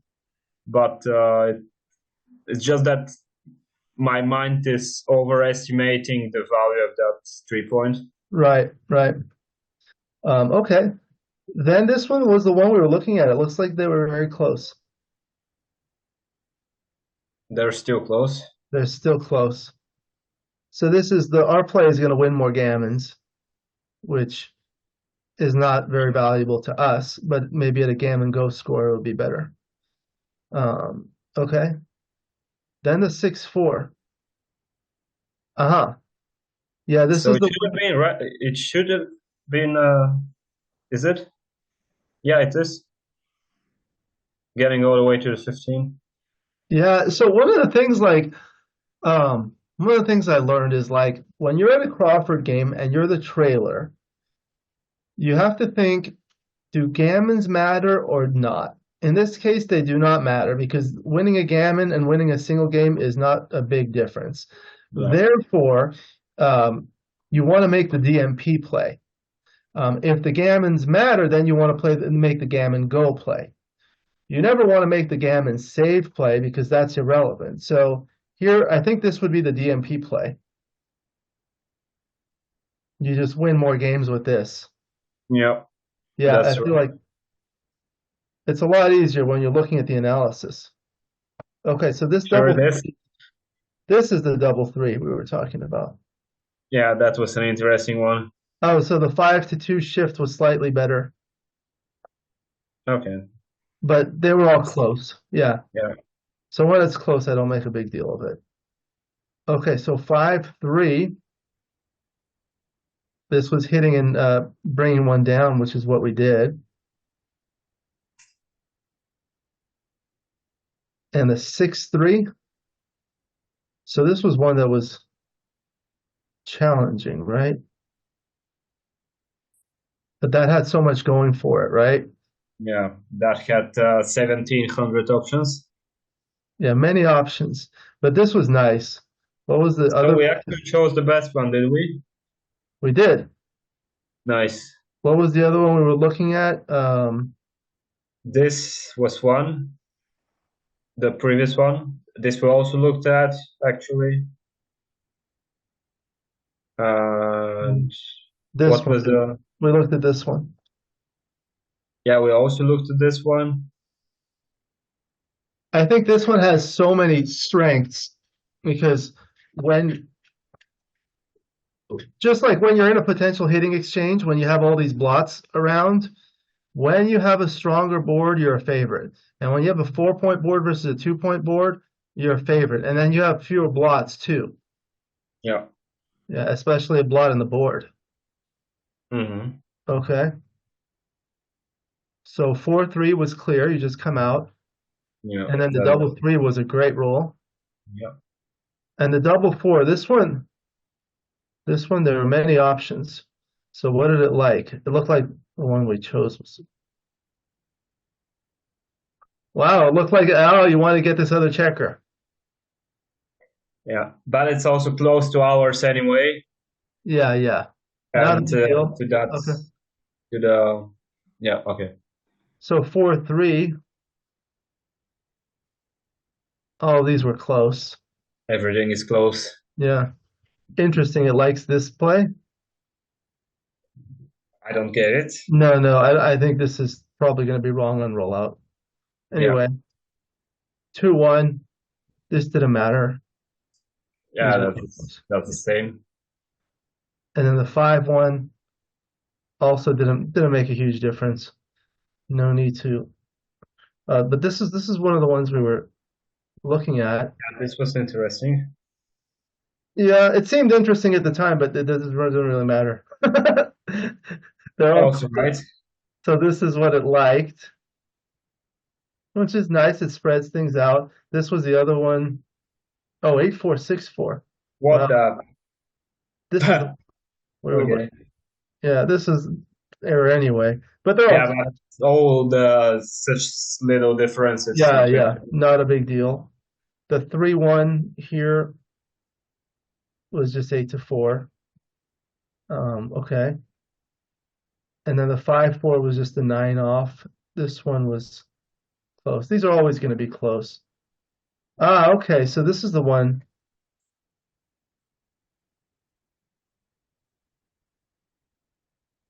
5 off. 5 off. Okay. But this one was close, clearing the 6 point. This is the other one we Yeah. looked. Yeah, it's just once you do this, you don't really want to have this checker here. Fours are going to be like 6-4 next is bad. Hmm. Okay. So then this was 2 off, and there wasn't much else. What was the other one here? Resulting in this play. They were tied. They're the same. We Yeah. talked about, but they're the same. And this one was forced. This one was essentially forced, and there was forced, and that was it for that one. Yeah. Okay. So then the next game, the 4-3, yeah, this was a slightly better. Oh, they were tied. Look at that. At DMP, they're tied. Basically, they're all Yeah. tied at DMP. It's the same. Okay. So 6-2 looks like 13-7 was. No, they were tied. That's fine. And then this was forced. And then the 2-1 was clear to hit both. Yep. And the 4-1. Ah, look, remember we were looking at this? Yeah.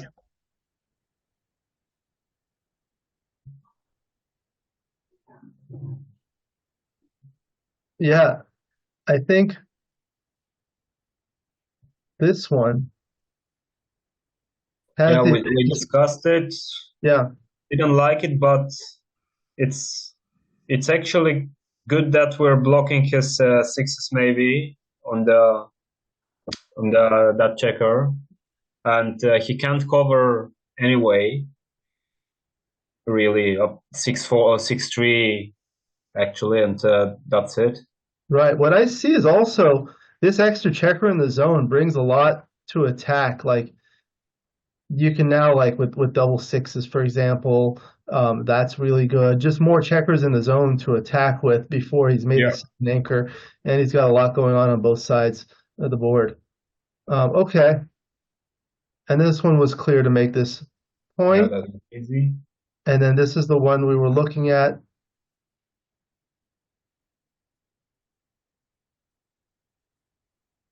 Was Yeah, just but it 4 point, yeah. makes sense that it's that. Okay, so the double three.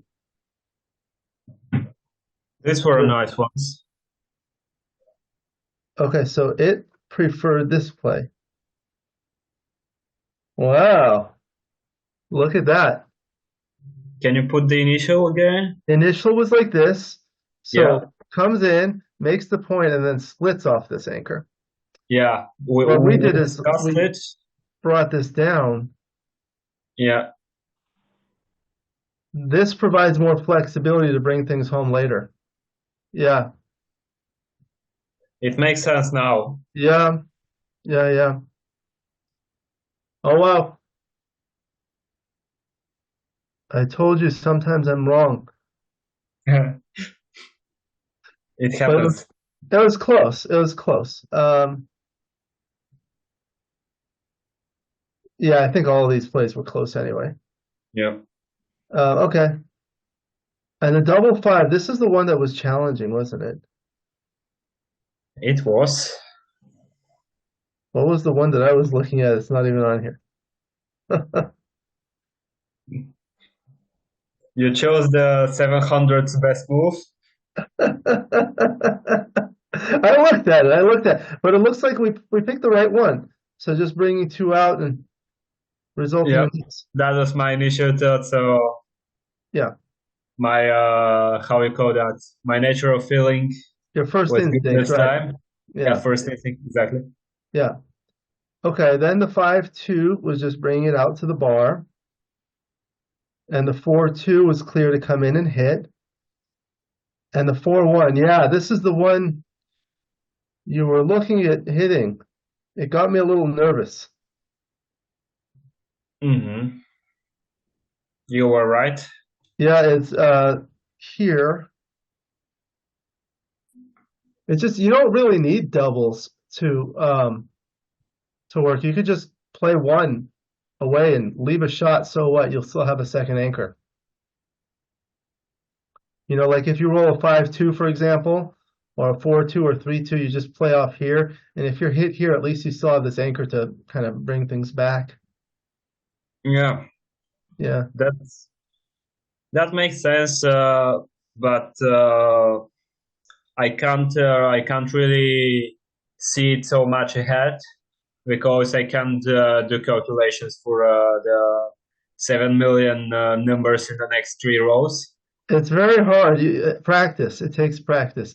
One of the things you want to think about is the 2-5 back game is not a great back game, but if you have enough timing, it could be okay.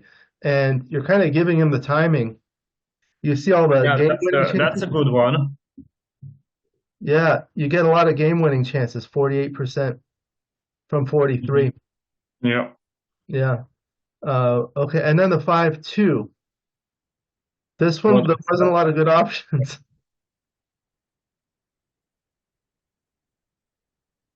Let's see what it likes. It like this one. It like this one. Did we even talk about this one? I think I we don't think didn't. so. No. This was the other one. Duplicates the fours. Wow. I guess I having this think anchor we, puts a lot of pressure on this I think we even didn't discuss this one also. yeah, that's what happens. We did this. Yeah, that was also my initial thought, and then it didn't Yeah, make sense. okay. This one ended up being a Another one. one for the group. Yeah. So this one we discussed the 6-1, but this one was better. Yeah. And then the 5-1 was clear to come in and hit. The 6-1 we were hit back, so we couldn't move. And again with the 5-4, and then we rolled a 6-3 from the bar, which was yeah, they were both close, but that was nice.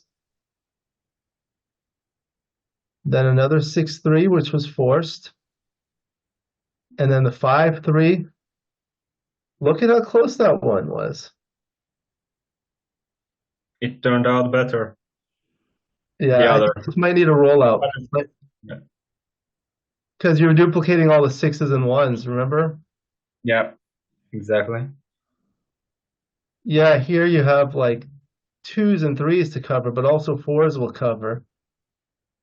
And ones are good on this side, but you don't need them on this side. And although sixes can cover, you're better. I guess it just diversifies your numbers a little bit better. Okay, so then with a 4-1, it was clear to cover, and then we had to come in like that. And the 3-1, again, you have to step up and then bring it in. And the 5-4 wasn't good. We had to clear this one. This is when we started running into Yeah, trouble. we just needed the 6 to The win the match. 6, yeah. Look at this. It like breaking the prime a little bit better than leaving that loose blot, but it was close on this one. Okay, and then the 6-1 was basically forced. You had to jump out. Yeah. And the 4-1, yeah, this is Didn't we have the same thing in game one? Something like that. Yeah, yeah.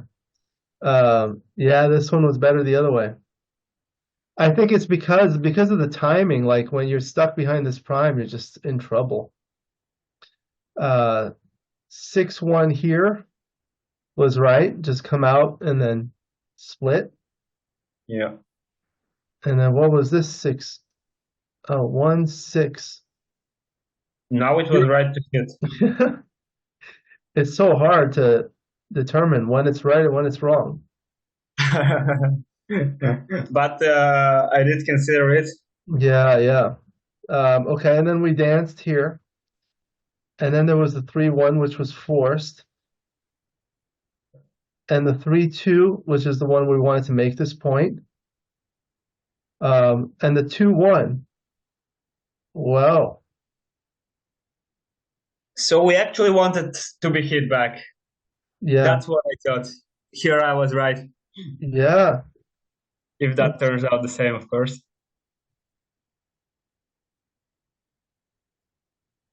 It's thinking too much. Let it think. I selected all the plays, but my computer is pretty fast.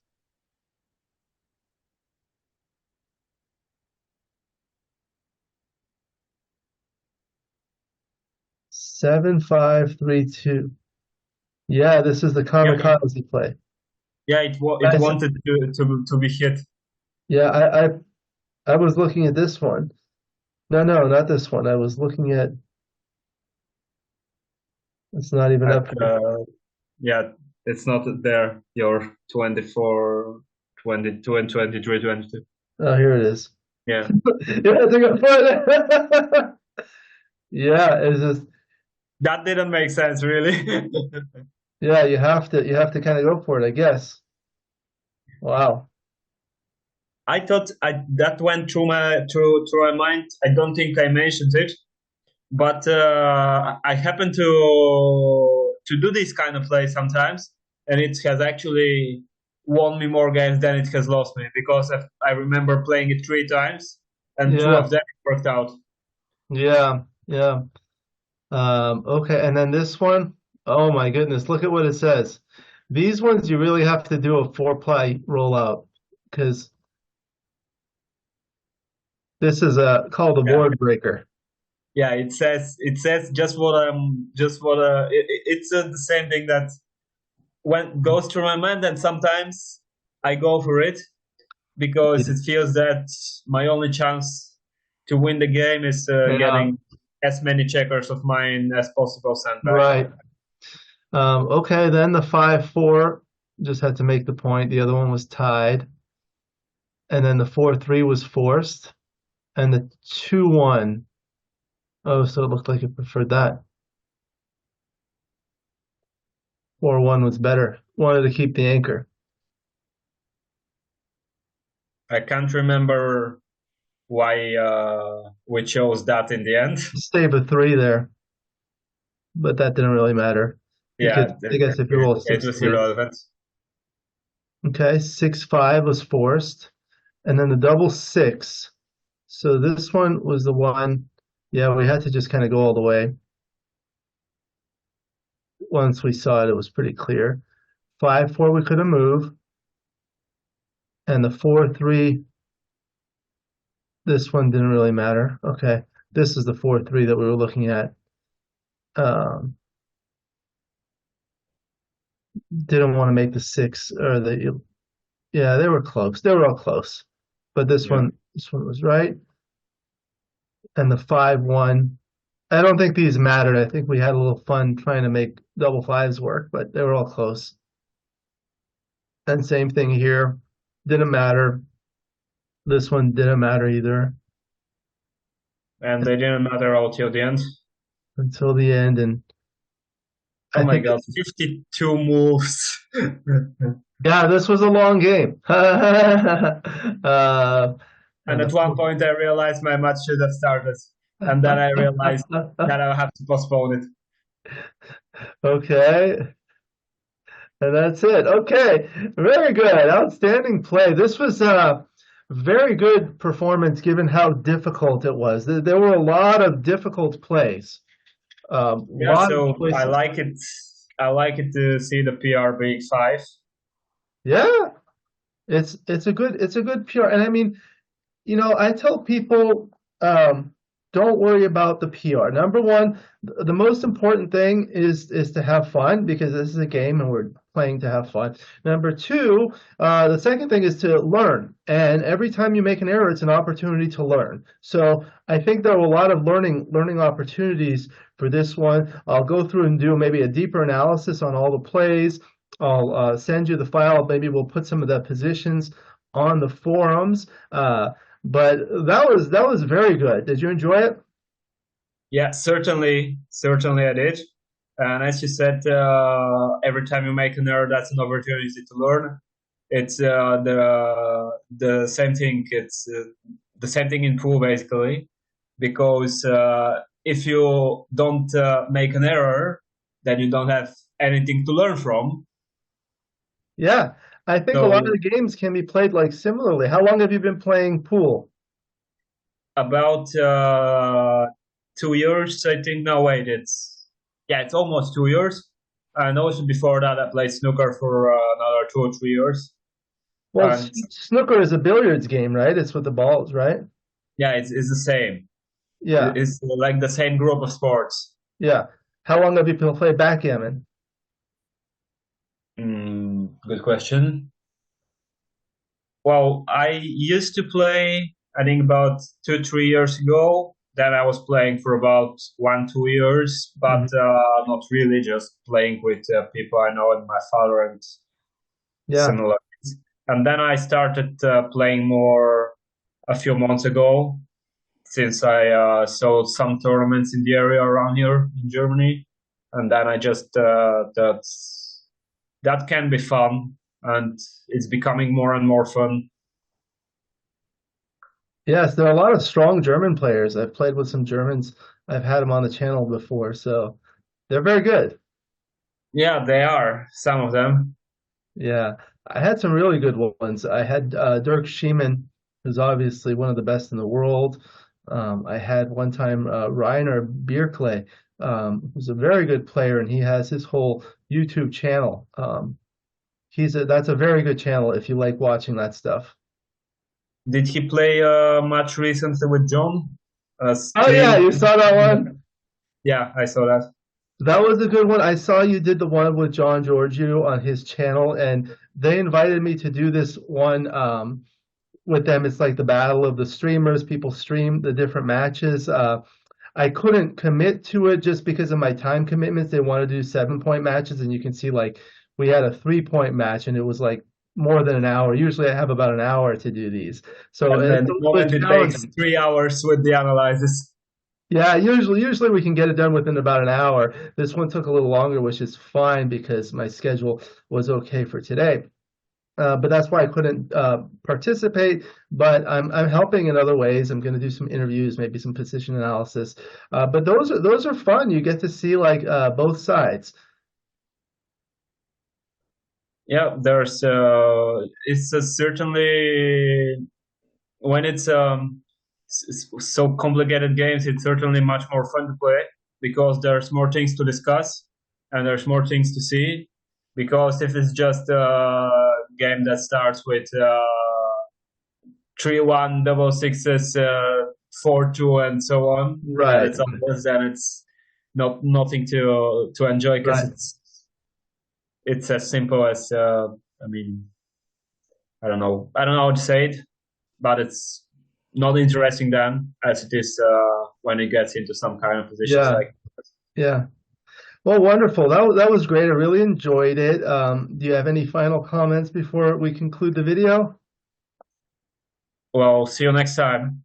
Yeah, I look forward to seeing you Final next comments. time. I hope that having you has certainly encouraged me to get more international players. I've met so many international players by having this channel that I would otherwise not have had, and this has been really a great experience for me. It's always a pleasure to have people from other places. It's wonderful to have you here virtually, and I always say I look forward to meeting you one day in person, hopefully at one time. Also, I'm happy to have you because some of the things I have, I'm trying to get more people playing the game, and I have some initiatives to get more youth like yourself and more women. So hopefully this will get more youth to playing the game, and hopefully in the future you can come back and maybe come with a doubles partner. We'll talk to our friend John. I'm sure he'll be up to it. Um, Yeah. Okay, so we'll go ahead and conclude. Thank you again to Colin. I appreciate your time. Thank you to the viewers for watching. I hope you enjoyed this video. Please like and subscribe, and you'll be notified every time I upload a new video. Please let me know what you think in the comments below and what you'd like to see in future videos so I can work on that. Again, my book, Backgammon Backgame Strategies, is available. There's a link in the description to where you can get it. If you're interested in lessons, please contact me via email. My email address is in the description. I look forward to seeing you in future videos, and until then, keep rolling your dice.